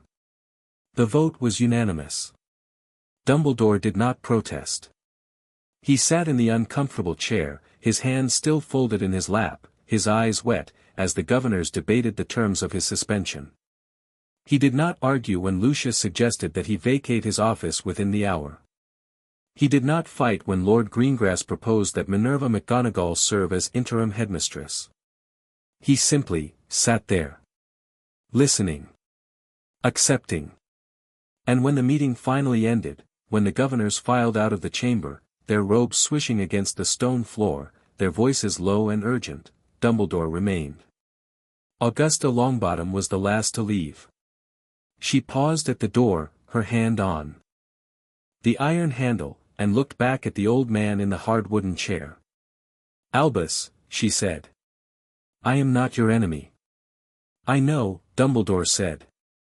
I am doing this for the children. For Harry. For all the students who deserve a headmaster they can trust. Chapter 10, The Dursleys Face Consequences. Number 4, Privet Drive had never looked so ordinary. The manicured lawn, the pristine driveway, the neatly trimmed hedge that separated the property from the neighbors, everything appeared exactly as it had for years. The same flower boxes. The same polished knocker.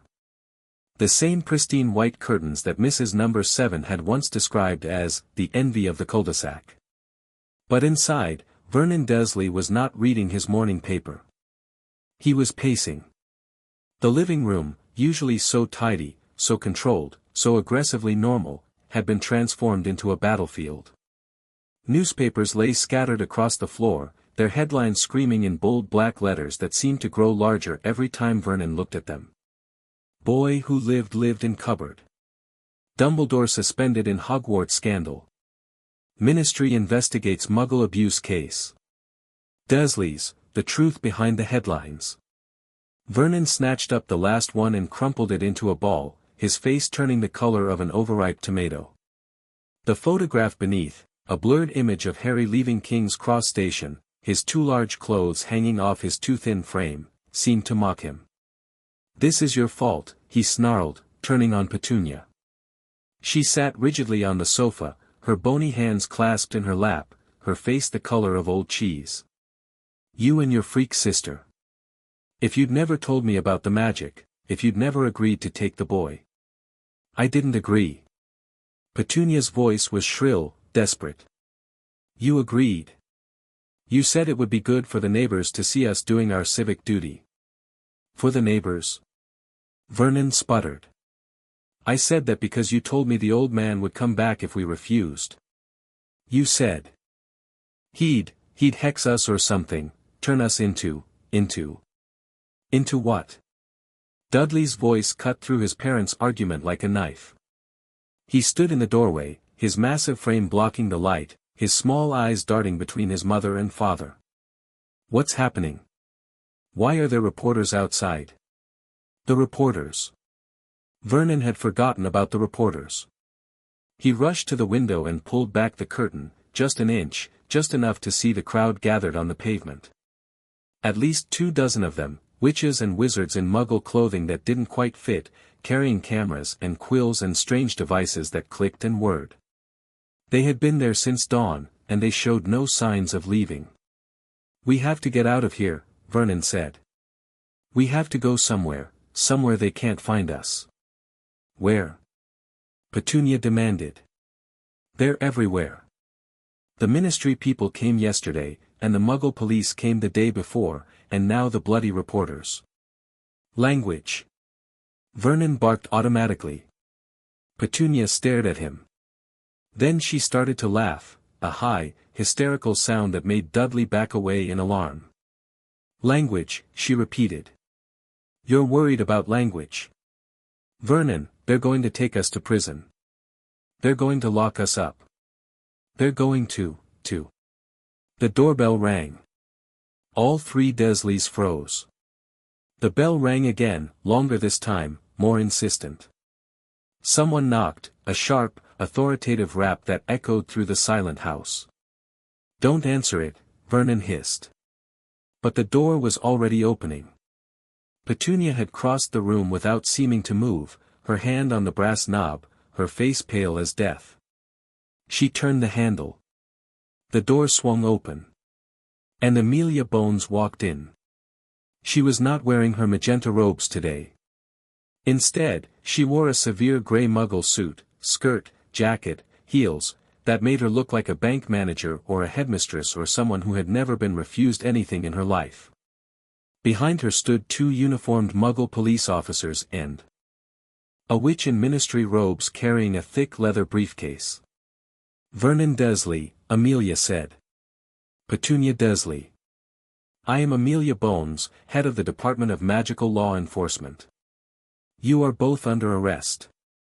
Vernon's mouth opened and closed like a fish. "Under what charge?" Petunia whispered. 13 counts of child neglect." Amelia's voice was cold, clinical, utterly without mercy. 9 counts of child abuse. 3 counts of unlawful imprisonment.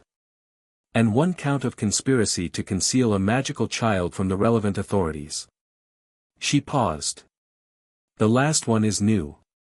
We added it this morning." "You can't," Vernon started. "I can."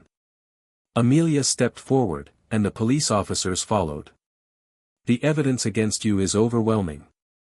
The Sorting Hat's projection. Madam Bones's, my, interview with Harry Potter. Medical records from his primary school. Testimony from neighbors who heard the boy crying in the night. Photographs taken by a private investigator your wife's sister hired 10 years ago and never acted upon." Petunia went white. "What photographs?" "Photographs of the cupboard," Amelia said. "Photographs of the bruises on Harry's arms. Photographs of the padlock on the outside of his bedroom door." She looked at Petunia with something like disgust. "Lily Potter may have been dead, but she wasn't stupid. She suspected you might harm her son. She made arrangements to document it." Petunia's legs gave out. She crumpled to the floor, and Dudley, for all his size, did nothing to catch her. "Take them," Amelia said. The police officers moved. The interrogation took place in a small room at the Ministry of Magic, windowless, gray, deliberately uncomfortable. Vernon and Petunia sat on one side of a metal table, Amelia Bones sat on the other. A quill floated beside her, scratching notes onto a roll of parchment that seemed to stretch forever. "I'm going to ask you some questions," Amelia said. "You are not required to answer them. Anything you do say may be used as evidence in your trial. Do you understand?" Vernon nodded. Petunia stared at the table. "Let's start with the basics." Amelia consulted a file. "When Harry Potter was placed in your care, he was 15 months old. What condition was he in?" "He was normal," Vernon said. "A baby. Like any other baby." "Was he crying?" I don't remember." "He was crying," Petunia said suddenly. Her voice was flat, empty. "He cried for 3 days straight. He wanted his mother. He didn't understand why she wasn't coming." Amelia made a note. "And how did you respond to his crying?" Vernon shifted in his chair. We put him in the cupboard. Under the stairs. So we couldn't hear him." "The cupboard." Amelia's voice was expressionless. "The same cupboard where he slept for the next 9 years. He didn't sleep there for 9 years. The Sorting Hat's projection showed him sleeping there at age 8, age 9, age 10. Are you saying the projection was inaccurate?" Vernon was silent. "The magical record does not lie, Mr. Dursley." Amelia set down her quill and folded her hands on the table. "The Sorting Hat's enchantments are absolute. Every image the hall witnessed was a true memory, not a fabrication, not an exaggeration, not a misunderstanding. Harry Potter lived in a cupboard under your stairs until he was 10 years old. Is that correct?" "Yes," Petunia whispered. "That's correct. And during those 10 years, did you ever take him to a doctor? A dentist? Any medical professional whatsoever?" "No." "Did you enroll him in any extracurricular activities? Sports? Music lessons? Clubs?" "No." "Did you celebrate his birthday? Buy him presents? Throw him parties?" "No." "Did you ever tell him you loved him?" Petunia's mask cracked. Her face crumpled, and tears spilled down her cheeks, not tears of remorse, Amelia noted, but tears of self-pity. The tears of someone who had been caught. "He wasn't mine," Petunia said. "He was Lily's. And Lily was a freak. A witch. She got everything I ever wanted, and then she died and left me with her brat, and I was supposed to just love him. Like he was my own." "Yes," Amelia said. "That is exactly what you were supposed to do." She stood up, walked around the table, and stood before the Dursleys, looking down at them with an expression that made Vernon shrink back in his chair. "You were given a child," Amelia said. "A helpless, innocent, orphan child. And instead of protecting him, you locked him in a cupboard. Instead of feeding him, you starved him. Instead of loving him, you beat him. For 10 years, you made his life a living hell." She leaned closer. "Harry Potter survived you. Harry Potter thrived despite you. And now that the wizarding world knows what you did, you will face justice. Not the slap on the wrist you might have received from Muggle authorities. Wizarding justice. The kind that doesn't forget. The kind that doesn't forgive." Vernon's face was the color of old cheese. What kind of punishment are we talking about?" Amelia smiled. It was not a nice smile. "Let's just say," she said, "that Azkaban has a few empty cells." The trial was scheduled for November 15th, 3 weeks away. But the Dursleys did not go home. They were held in Ministry holding cells, not Azkaban, not yet, but close enough to make them understand what awaited them. The cells were small and cold and dark, with bars instead of walls and a constant dampness that seeped into the bones. Vernon sat on the edge of his cot, staring at the floor, and tried to remember how everything had gone so wrong. He should never have taken the boy, he thought. He should have refused. Should have sent him to an orphanage. Should have done something other than agree to raise a freak. But he hadn't refused. He had taken the money, the bag of gold that Dumbledore had left on the doorstep, along with the infant and the letter. He had told himself it was payment for his trouble. Compensation for the inconvenience. A small price for the great wizard to pay for his charity. The gold had run out after the first year. But the boy had remained. And now Vernon was facing a prison sentence, and his son was alone in that house on Privet Drive, and his wife was in the cell next to his, and everything he had built was crumbling to dust. All because of a boy in a cupboard. All because of Harry. He buried his face in his hands and wept. Harry learned about the arrests from the Daily Prophet. He was sitting in the library, his new favorite hiding spot, a quiet corner near the restricted section where Madame Pants rarely bothered him, when Hermione slid a copy of the evening edition across the table. "Read this," she said. Harry looked at the front page.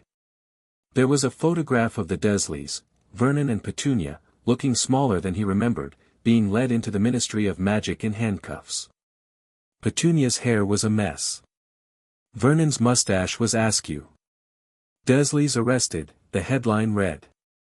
Muggle couple facing magical justice for decade of abuse. Harry stared at the photograph for a long time. He had imagined this moment. Dreamed about it, even, in the dark hours of the night, when the hunger kept him awake and the cold seeped through his thin pajamas. He had imagined the Dursleys being punished. He had imagined them begging for mercy. He had imagined himself standing over them, triumphant, finally safe.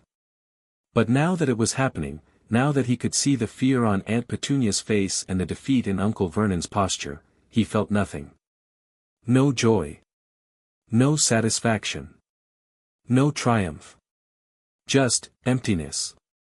Harry. Hermione's voice was soft. Are you okay? I don't feel anything, Harry said. Is that normal? Should I feel? I don't know, happy. Hermione was quiet for a moment. I think, she said carefully, that there's no right way to feel about something like this. Your aunt and uncle hurt you for 10 years. They stole your childhood.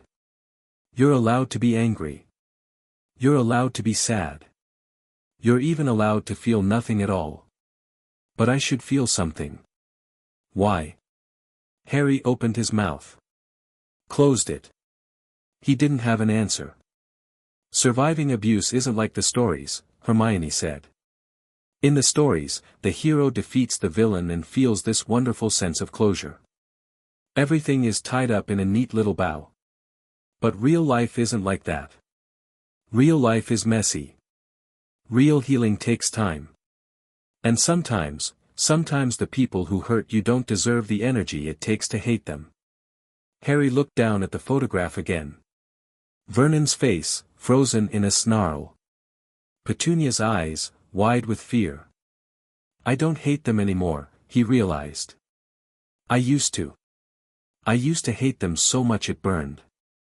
But now I just. I don't want to think about them at all.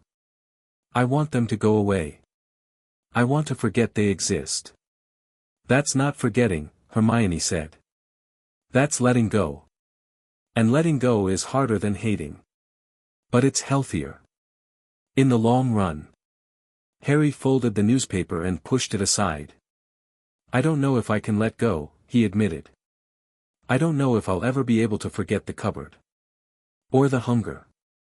Or the way Uncle Vernon looked at me, like I was something he'd scraped off his shoe. Maybe you won't, Hermione said. Maybe the memories will always be there. But they don't have to define you, Harry. You're more than what they did to you. You're more than the cupboard. You're more than the pain. Harry looked at her, at her earnest face, her bushy hair, her two large front teeth. She was 11 years old, same as him. She had no idea what she was talking about. But somehow, that made it easier to believe her. "Thanks, Hermione," he said. "Anytime." They sat in the library for a while longer, not speaking, just being together. And for the first time since the sorting, Harry felt something other than emptiness. He felt hope. Not the fragile, desperate hope of a child praying for rescue. Something stronger. Something steadier.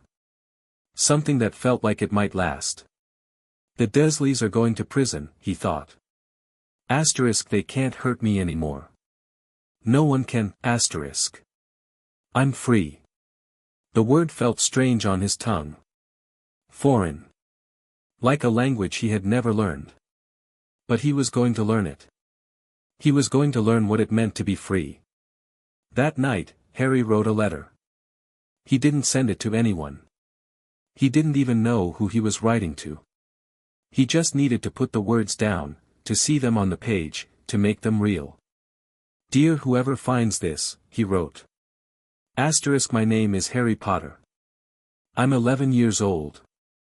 For 10 years, I lived in a cupboard under the stairs at 4, Privet Drive. My aunt and uncle didn't want me. They never wanted me. They fed me scraps, dressed me in cast-offs, and locked me in the dark when I was inconvenient, asterisk. Asterisk, I thought that was normal. I thought all children lived like that. I thought I deserved it, asterisk. I was wrong. Asterisk, no child deserves to be locked in a cupboard. No child deserves to be hungry or cold or afraid. No child deserves to be hit or screamed at or told they're worthless, asterisk. Asterisk, I didn't know that then. But I know it now, asterisk. Asterisk, I don't know what happens next. I don't know who I'm going to become. I don't know if I'll ever stop flinching when people raise their voices, or stop hoarding food under my bed, or stop waking up in the middle of the night convinced that someone has locked the door, asterisk. But I know one thing. I survived. And now I'm going to live. He signed the letter with a flourish, asterisk Harry James Potter asterisk, and folded it carefully into a small square.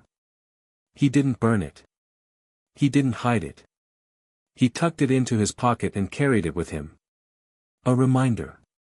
Of where he had been. Of what he had survived. Of who he was becoming. The Dursleys would face their consequences. But Harry would face his future.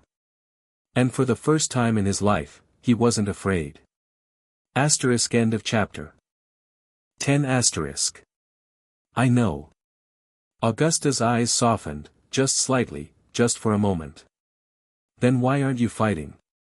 Dumbledore looked up at her, and for the first time that night, his eyes held something other than grief. Because I deserve this, he said. Because I have been fighting for so long, fighting wars, fighting Dark Lords, fighting fate itself, that I forgot what I was fighting for. I forgot that children are not soldiers. That prophecies are not excuses. That the greater good is meaningless if it destroys the people it claims to protect. He stood up slowly, his joints creaking, his body heavy with exhaustion. I need to step back, he said. I need to reflect. I need to become someone worthy of the trust you have all placed in me. He paused. And Harry needs to know that someone, asterisk anyone asterisk, will put him first. Augusta nodded slowly. Minerva will take good care of him. Yes, Dumbledore agreed. She will. She always has. He walked toward the door, and Augusta stepped aside to let him pass. But before he left, he paused and looked back at the empty chairs, at the crests of the great families, at the black marble table, at the ancient walls that had witnessed so much. Tell Harry, Dumbledore said quietly, that I am sorry. Tell him that I will spend the rest of my life trying to earn his forgiveness. And tell him, his voice broke. Tell him that his mother would be so proud of the person he is becoming. Then he walked out of the chamber, and the door closed behind him with a sound like a funeral bell. Harry learned about Dumbledore's suspension the next morning. He was sitting in the Gryffindor common room, wrapped in Hannah Abbott's ugly yellow and black scarf, when Percy Weasley burst through the portrait hole with a copy of the Daily Prophet clutched in his trembling hands. "Headmaster Dumbledore has been suspended," Percy announced, his voice cracking. "The Board of Governors voted last night. Professor McGonagall is interim headmistress." The common room went silent. Harry stared at Percy. At the newspaper. At the faces of his friends, frozen in shock. "Dumbledore?" Ron said. "Suspended? But he's Dumbledore. He's been headmaster since before any of us were born," Hermione finished. She reached for the newspaper, scanning the front page with quick, desperate eyes. "It says here that the vote was unanimous. Even the Muggle-born representative, but there isn't a Muggle-born representative, the seat has been empty for." "Doesn't matter," Ron said. "What matters is why." Harry already knew why. He had known since the moment Dumbledore had knelt before him in the headmaster's office, tears streaming down his face, confessing his failures. The Board of Governors hadn't suspended Dumbledore because of the Sorting Hat's revelation. They had suspended him because of the truth, because the most powerful wizard in Britain had left a child with abusers for a decade, and the wizarding world had finally stopped looking away. "Harry." Hermione's voice was gentle. "Are you okay?" Harry looked at her. At Ron. At the common room full of Gryffindors who were staring at him with expressions of concern and sympathy and barely concealed rage. "I don't know," he said honestly. "I don't know if I'll ever be okay. But I think this is a good thing. For the school. For the students. For the children who might have been next." He thought of Neville, who had flinched when Professor Snape shouted in class. He thought of the quiet Hufflepuff girl who never ate lunch. He thought of all the children at Hogwarts who carried invisible scars, scars that no one had ever bothered to look for. Maybe, Harry thought, things will be different now. Maybe someone will finally pay attention, Maybe no one else will have to live in a cupboard. He looked down at his hands, at the scars on his knuckles, the thinness of his wrists, the evidence of a childhood stolen from him before it had even begun. And he made a decision. He would not let the Dursleys win. He would not let the cupboard define him. He would not let the past 10 years be the only story he ever told. He would be more than his pain. He would be Harry. Whatever that meant. Whoever that was. He would find out. End of Chapter 9. ## Chapter 11, An Ancient Potter Protection. The letter arrived on a Tuesday. Not by owl, Harry had grown accustomed to owls, to the flutter of wings and the soft thump of letters landing on the breakfast table. This letter arrived by goblin. A creature with long fingers and darker eyes than any human, wearing a silver breastplate and carrying a scroll sealed with wax the color of dried blood. The goblin appeared in the middle of the Gryffindor common room at 7 in the morning, causing Seamus to shriek and Neville to drop his pumpkin juice all over the carpet. "Harry Potter," the goblin said, his voice like stones grinding together. "I am Scarvan of Gringotts Wizarding Bank. I bring a summons from the Potter family vault." Harry stared at him. The Potter family vault? Your parents' vault. The one you visited with the half-giant on your birthday. The goblin's lip curled. "There are complications. Matters that require your presence. Matters that should have been addressed 10 years ago." Ron, who had been mid-bite of toast, lowered his food. "What kind of matters?" The goblin ignored him. "You will accompany me to Gringotts this afternoon. A portkey has been arranged. Professor McGonagall has been notified and has granted permission for your absence from classes." Harry looked at Ron. At Hermione. At the common room full of Gryffindors who were pretending not to listen. "Okay," he said. "I'll come." The goblin nodded once, turned, and walked back through the portrait hole. The fat lady squawked in indignation, but the goblin paid her no attention. "Blimey," Ron said. "Goblins never deliver letters personally. Something big is happening." Hermione was already reaching for a book. "I've read about this. Goblins only involve themselves in wizarding affairs when there's been a breach of contract or a violation of magical law. If they're coming to you, Harry. Then the Dursleys aren't the only ones in trouble," Harry finished. The thought made his stomach clench. What else could there be, he wondered. What other secrets have been buried for 10 years? The portkey deposited Harry and Professor McGonagall, she had insisted on accompanying him, in the marble foyer of Gringotts Wizarding Bank. The goblin Scarvan was waiting for them, his long fingers folded over his silver breastplate, his dark eyes unreadable. "This way," he said, and led them down a corridor Harry had not noticed on his first visit. The corridor sloped downward, deeper than the main hall, deeper than the vaults.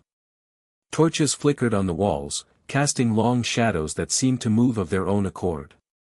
The air grew colder, damper, until Harry could see his breath misting in front of his face. "Where are we going?" McGonagall asked. "The Chamber of Records," Scarvan said. "Where the oldest contracts are kept. Where the most sacred vaults are sealed." They stopped before a door of solid iron, covered in runes that glowed with a faint blue light. Scarvan pressed his palm against the center of the door, and the runes flared, brighter, brighter, until Harry had to look away. The door swung open. The chamber beyond was vast, larger than the Great Hall at Hogwarts, with shelves that stretched up into darkness, each one filled with scrolls and books and objects Harry couldn't identify. At the center of the chamber stood a stone pedestal, and on the pedestal lay a single golden key.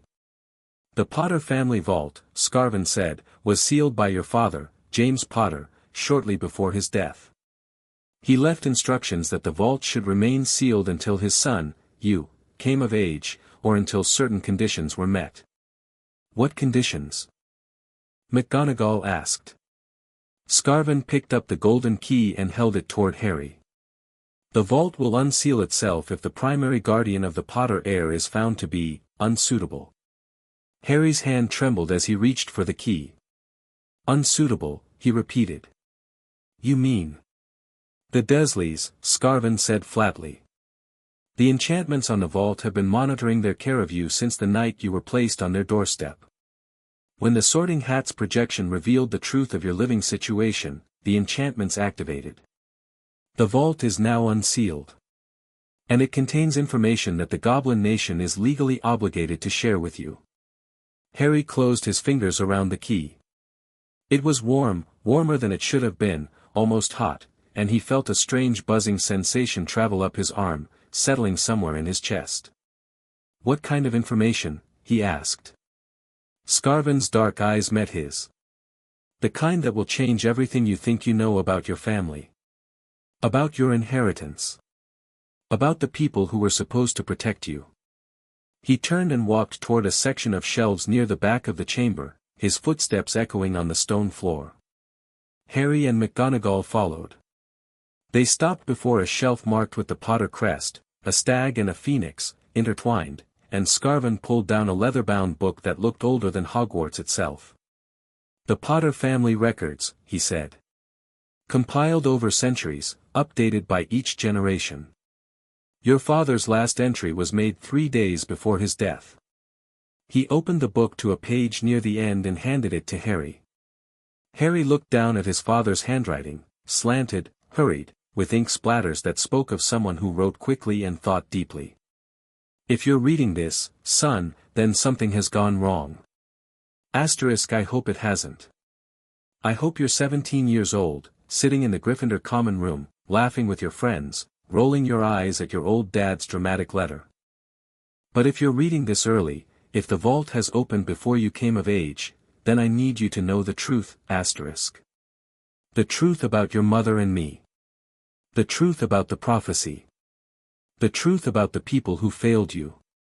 Harry's hands were shaking so badly he could barely hold the book. "What does it say?" McGonagall asked softly. Harry read aloud. Asterisk when Lily and I realized we might not survive the war, when the prophecy marked you, Harry, marked you as the one who would defeat Voldemort, we made arrangements. We wrote wills. We named guardians. We set aside protections that we hoped would keep you safe no matter what happened to us, asterisk. Asterisk but Dumbledore convinced us to keep some of those arrangements secret. He said it was for the greater good. He said that if certain people knew the full extent of our plans, they might target you. Target your guardians, asterisk. Asterisk so we lied. We told the ministry that the Dursleys were your only family. We told them that Petunia, my sister, was your only option. We let them believe that we had no one else, asterisk. But we did. Asterisk we had friends. Allies. People who would have raised you with love, who would have protected you from the Dursleys and everyone else who wished you harm, asterisk. Asterisk their names are in this book. Their promises are sealed in blood, asterisk. Asterisk and if you're reading this before your 17th birthday, then Dumbledore has failed to keep his promise to us. And you need to find them. You need to let them help you, asterisk. Because you are not alone, Harry. You have never been alone. Asterisk there are people in this world who would die for you. People who have been waiting for you, waiting to welcome you into their families, their homes, their hearts, asterisk. Go find them. Your father. James Potter. Harry's voice broke on the last word. He closed the book and pressed it against his chest, holding it like a shield. Names, he said hoarsely. He said there were names. Guardians who were supposed to raise me. Scarvan reached out and turned the page. There, written in golden ink, were 3 names. Sirius Black. Alice and Frank Longbottom. Andromeda and Ted Tonks. Harry stared at the names. He recognized none of them, except the Longbottoms, who were Neville's parents, and everyone knew what had happened to them. Sirius Black, McGonagall breathed. But he's in Azkaban. He was convicted of murder. Of betraying your parents to Voldemort. Harry looked up at her. Was he? The question hung in the air like smoke. Scarvan reached into the shelf again and pulled out another document, this one sealed with wax that bore the Potter crest and another crest Harry didn't recognize. The Black family crest, McGonagall realized with a start. The ancient House of Black. This is a sworn affidavit, Scarvan said. Signed by Sirius Black and James Potter on the night of your birth. It names Sirius as your godfather and legal guardian in the event of your parents' death. It also contains a magical oath, unbreakable, unshakable, that Sirius Black could not, betray the Potters to Lord Voldemort. Harry's heart stopped. He didn't do it, Harry whispered. Sirius Black didn't betray my parents. The affidavit suggests that the true traitor was someone else, Scarvan said. Someone whose name has been concealed by magic so powerful that even the Goblin Nation cannot penetrate it. But the affidavit is clear, Sirius Black was innocent of the crimes for which he was imprisoned. McGonagall had gone pale. If Sirius Black is innocent, then he's been in Azkaban for 10 years, for a crime he didn't commit. While Harry, her voice cracked. While Harry was with the Dursleys. While Harry was with the Dursleys, Scarvan confirmed, and while the man who actually betrayed the Potters walked free. Harry's hands clenched into fists. There's more, Scarvan said. The Potter family vault contains not only records but also protections, ancient enchantments placed on the family line itself. Protections that should have activated when you were placed in danger. Protections that would have activated if certain magical seals had not been deliberately broken. Broken by whom? McGonagall demanded. Scarvan's dark eyes were unreadable. The enchantments were broken by someone with access to the Potter family magic. Someone who knew the bloodline intimately. Someone who had been trusted with the family's deepest secrets. He looked at Harry. Someone, Scarvin said, who had everything to gain by keeping you vulnerable, isolated, and alone. The chamber was silent except for the flicker of torches and the distant drip of water somewhere in the darkness. Dumbledore, Harry said. The name came out flat. Not a question. A statement. Scarvin said nothing. But he didn't deny it either. Harry didn't remember leaving Gringotts. He didn't remember the portkey back to Hogwarts, or McGonagall's hand on his shoulder, or the whispers of students as he walked through the corridors. He didn't remember sitting down in the headmistress's office, McGonagall's office now, he corrected himself, or the cup of tea that was pressed into his hands. He only remembered the names. Sirius Black. Alice and Frank Longbottom. Andromeda and Ted Tonks. People who had been supposed to raise him. People who had loved his parents enough to swear magical oaths. People who had been waiting for him. And one of them, Sirius, had spent 10 years in Azkaban for a crime he didn't commit. We have to tell someone, Harry said finally. His voice sounded strange to his own ears, distant, hollow. We have to get him out. Sirius Black. If he's innocent. He's been convicted by the Wisengamot, McGonagall said. Overturning that conviction will require evidence. Overwhelming evidence. And even then. The affidavit isn't enough. The affidavit is a start. But there are people who don't want Sirius Black freed. People who benefit from his imprisonment. McGonagall's jaw tightened. People who might have helped put him there in the first place. Dumbledore, Harry said again. McGonagall didn't confirm it. But she didn't deny it either. We need to investigate, she said. Carefully. Quietly. If there's a conspiracy, if someone has been manipulating events to keep you isolated and Sirius imprisoned, we need to expose them without alerting them to our knowledge. Harry looked down at the leather-bound book still clutched in his hands. His father's last words. His mother's final hopes. You are not alone. You said you wanted to be my guardian, Harry said. You said you'd fight for me. Yes. Then fight for Sirius too. Please. He's my godfather. He's supposed to be my family. And he's been locked up for 10 years because of a lie. McGonagall reached across the desk and took Harry's hands in hers. I will do everything in my power, she said. I swear it. Harry nodded. He didn't cry. He was done crying. He was going to find the truth. He was going to free Sirius Black. And he was going to make sure that everyone who had failed him, everyone who had looked the other way, everyone who had prioritized the war over the child, faced the consequences. The ancient Potter protections had awakened. And Harry Potter was done being a victim. End of chapter 11. Chapter 12, The Hidden Will. The solicitor arrived on Thursday. He was a small, round man with spectacles that kept slipping down his nose and a briefcase that seemed to weigh more than he did. His name was Barnabas Cuff, no relation to the Daily Prophet editor, he assured everyone who asked, and he had been the Potter family's legal counsel for 3 generations. He also, Harry learned, had been waiting for this moment for 10 years. Mr. Potter, Cuff said, bowing so low his forehead nearly touched his knees. It is an honor. A profound honor. Your father spoke of you often, before you were born, of course, and I have thought of you every day since. Since. He dabbed his eyes with a handkerchief that materialized from his sleeve. Harry sat in McGonagall's office, his office now, Harry had to remind himself, though the portrait still called her Minerva, with Ron on one side and Hermione on the other.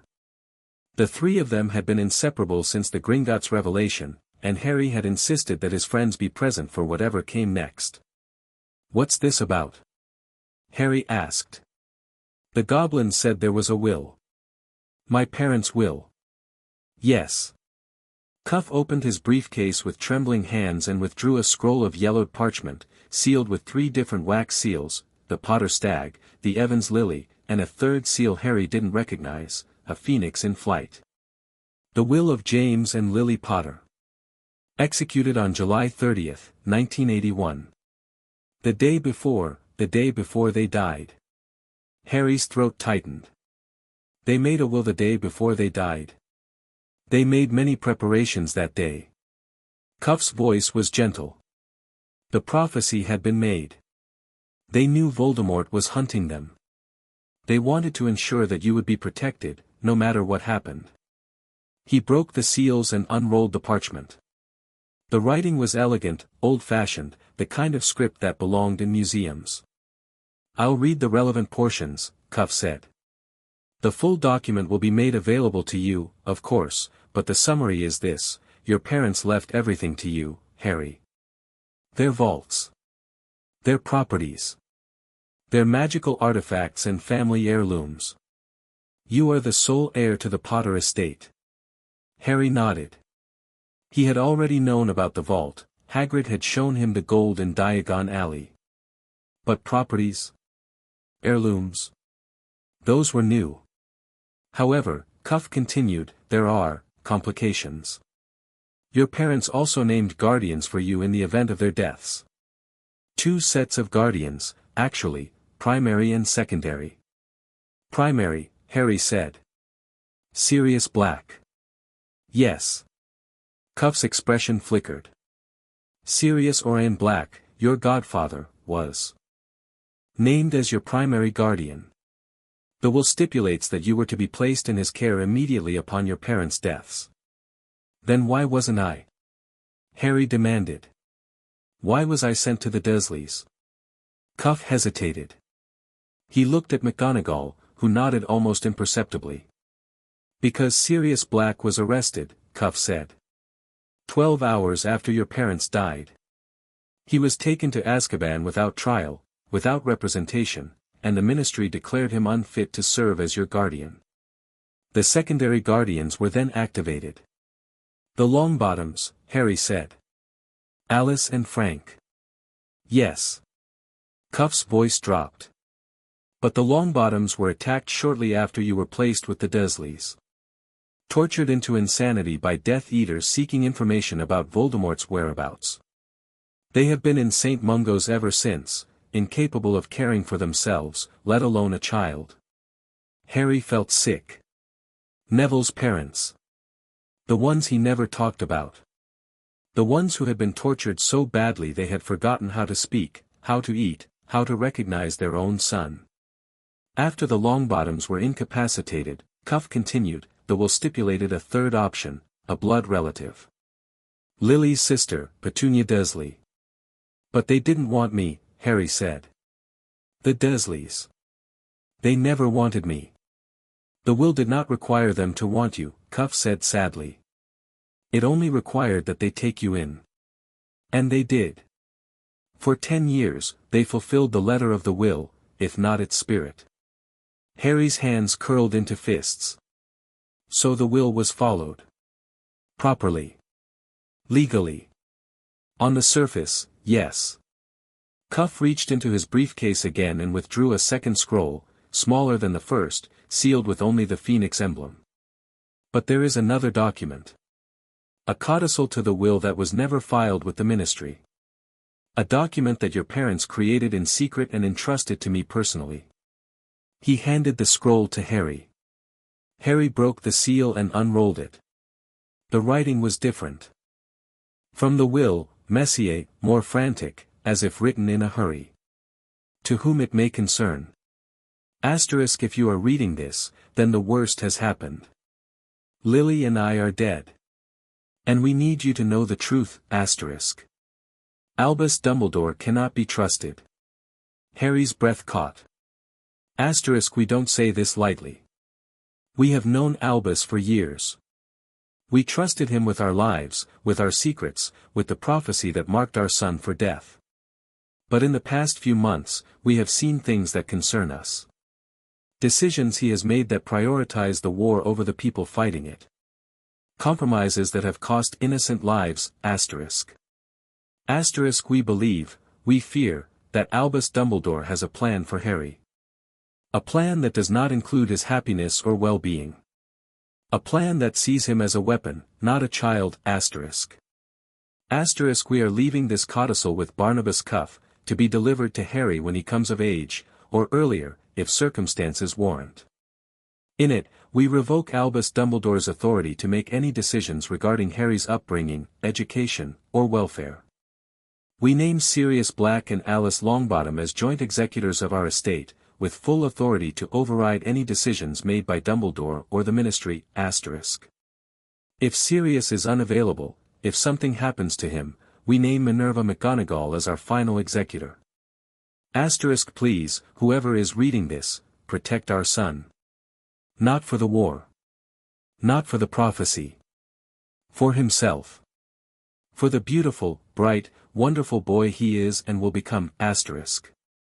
He deserves better than to be a pawn. He deserves to be loved. James and Lily Potter. October 31st, 1981. Harry lowered the scroll. His hands were shaking so badly he could barely hold it. Dumbledore, he said. My parents didn't trust Dumbledore. McGonagall had gone very still. Her face was pale, her lips pressed into a thin line. They revoked his authority, she said slowly. In a legally binding document. And the Ministry never knew about it. Dumbledore knew, Cuff said. I delivered a copy of this codicil. To him personally, 3 days after your parents died. He told me, he assured me, that he would abide by its terms. But he didn't. No. Cuff's voice was heavy with regret. He did not. He placed you with the Dursleys. He concealed the codicil from the Ministry. He allowed Sirius Black to be imprisoned without trial. And when I tried to protest, when I tried to bring the codicil forward, he had me reassigned. Reassigned? I was sent to investigate goblin contracts in Uzbekistan. For 3 years. By the time I returned, the matter was settled. You were with the Dursleys. Sirius was in Azkaban. And the codicil had been declared invalid by the Ministry's Office of Magical Records. Declared invalid on what grounds? Hermione demanded. She had been silent until now, but her eyes were blazing. On the grounds that it was not properly witnessed, Cuff said. Which is nonsense. It was witnessed by Peter Pettigrew. Pettigrew, Ron interrupted. The one who died. The one who was blown up by Sirius Black. Allegedly blown up, Cuff corrected. His body was never found. But yes, Pettigrew was the witness. And without his testimony, without his presence, the Ministry ruled the codicil unenforceable. Harry's mind was racing. A will. A codicil. A witness who was supposedly dead but whose body had never been found. A headmaster who had concealed evidence and overruled legal documents. A godfather imprisoned without trial. This wasn't just neglect. This was conspiracy. Professor McGonagall, Harry said. You're named in the codicil. As the final executor. That means you have the legal authority to investigate, McGonagall finished. To demand records. To challenge the Ministry's rulings. She stopped. Her eyes met Harry's. To find out the truth. Harry nodded. Do it, he said. Please. I need to know. I need to know why Dumbledore did this. Why he left me with the Dursleys. Why he let Sirius rot in Azkaban. Why his voice cracked. Why? He made my parents' worst fears come true. McGonagall reached across the desk and took his hand. I will, she said. I promise. Whatever it takes. Whatever we find. The truth will come out. She looked at Cuff. Barnabas, I need copies of everything. The will, the codicil, the Ministry's ruling, the records of Sirius Black's arrest and conviction. Anything you have. Of course. Cuff began pulling documents from his briefcase, stacking them on McGonagall's desk. But there's something else. Something I discovered in the Potter family archives. A document that might explain why Dumbledore was so determined to keep Harry with the Dursleys, and why he was so desperate to keep Sirius in Azkaban. He handed Harry a single sheet of parchment, yellowed with age, covered in handwriting that looked like it had been scrawled in a great hurry. Harry read it. The blood protection Lily created is stronger than anything we've ever seen. It will keep Harry safe from Voldemort as long as he calls Petunia's house his home. But there's a cost, The protection requires suffering. The more Harry suffers, the more he is rejected, neglected, abused, the stronger the protection becomes. It feeds on pain. It grows on loneliness. It is, in essence, a curse disguised as a blessing, I did not know this when I placed him there. Lily did not know this when she died.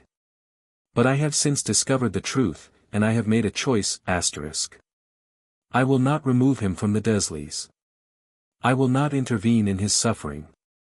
Because the alternative, Voldemort's return, Harry's death, the end of everything we have fought for, is worse.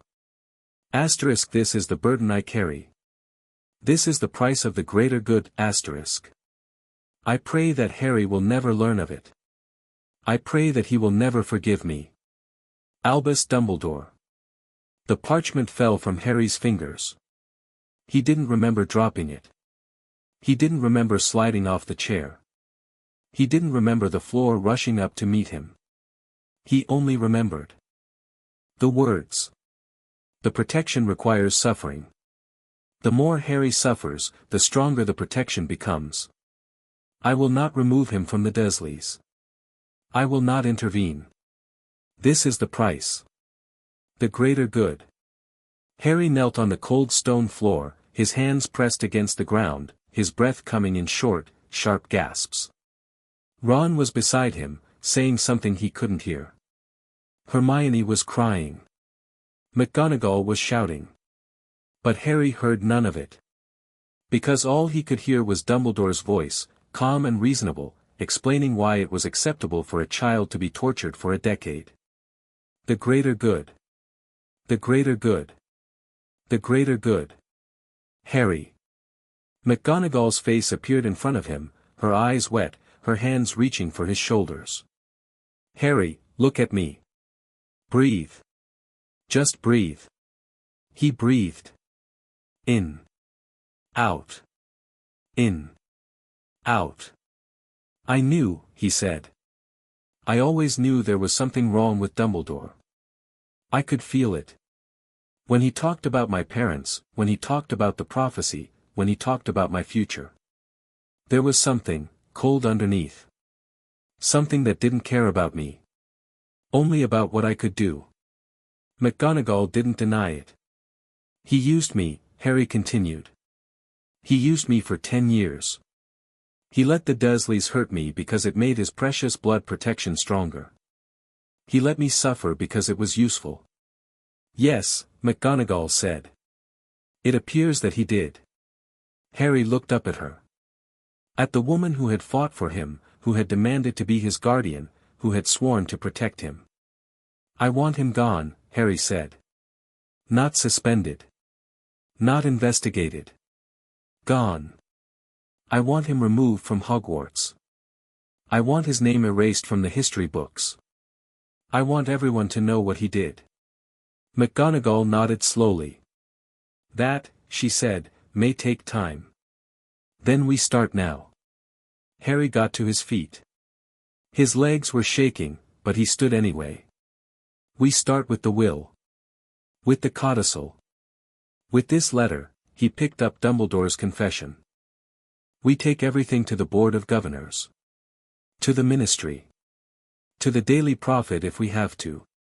We tell the world the truth. What about Sirius? Ron asked. What about getting him out of Azkaban? Harry turned to look at his friend. At the boy who had sat with him in the dark, who had offered him food and friendship and family. Sirius is innocent, Harry said. The codicil proves it.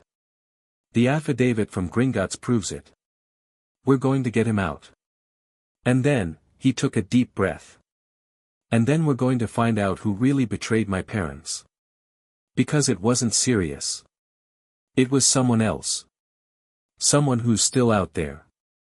Someone who's been free for 10 years while the wrong man rotted in prison. The room was silent. The portraits were watching, their painted eyes wide with shock. Even Fawkes, who had been dozing on his perch, had lifted his head to listen. "Harry," Hermione said softly. "Do you realize what you're saying? You're talking about challenging Albus Dumbledore. The most powerful wizard in Britain. The man who defeated Grindelwald. The only one Voldemort ever feared. I know. People will call you crazy. They'll say you're confused. They'll say you're lashing out because of what the Dursleys did to you. Let them. They might not believe you. I don't care if they believe me." Harry's voice was steady now, steady in a way it had never been before. "I care about the truth. I care about Sirius. I care about making sure this never happens to another child." He looked around the room, at McGonagall, at Cuff, at Ron and Hermione. His people. His family. "Are you with me?" he asked. McGonagall stood up. She straightened her robes, lifted her chin, and met his eyes. "To the end," she said. Ron stepped forward. "Always." Hermione wiped her tears and nodded. "Of course." Even Cuff, trembling and small, managed a bow. "The Potter family has been my life's work. I would be honored to see justice done." Harry looked at the letter still. Clutched in his hand, Dumbledore's confession, the proof of 10 years of calculated cruelty. The greater good. This is the price. I pray that Harry will never learn of it. "I learned," Harry said quietly. "And now you're going to pay the price."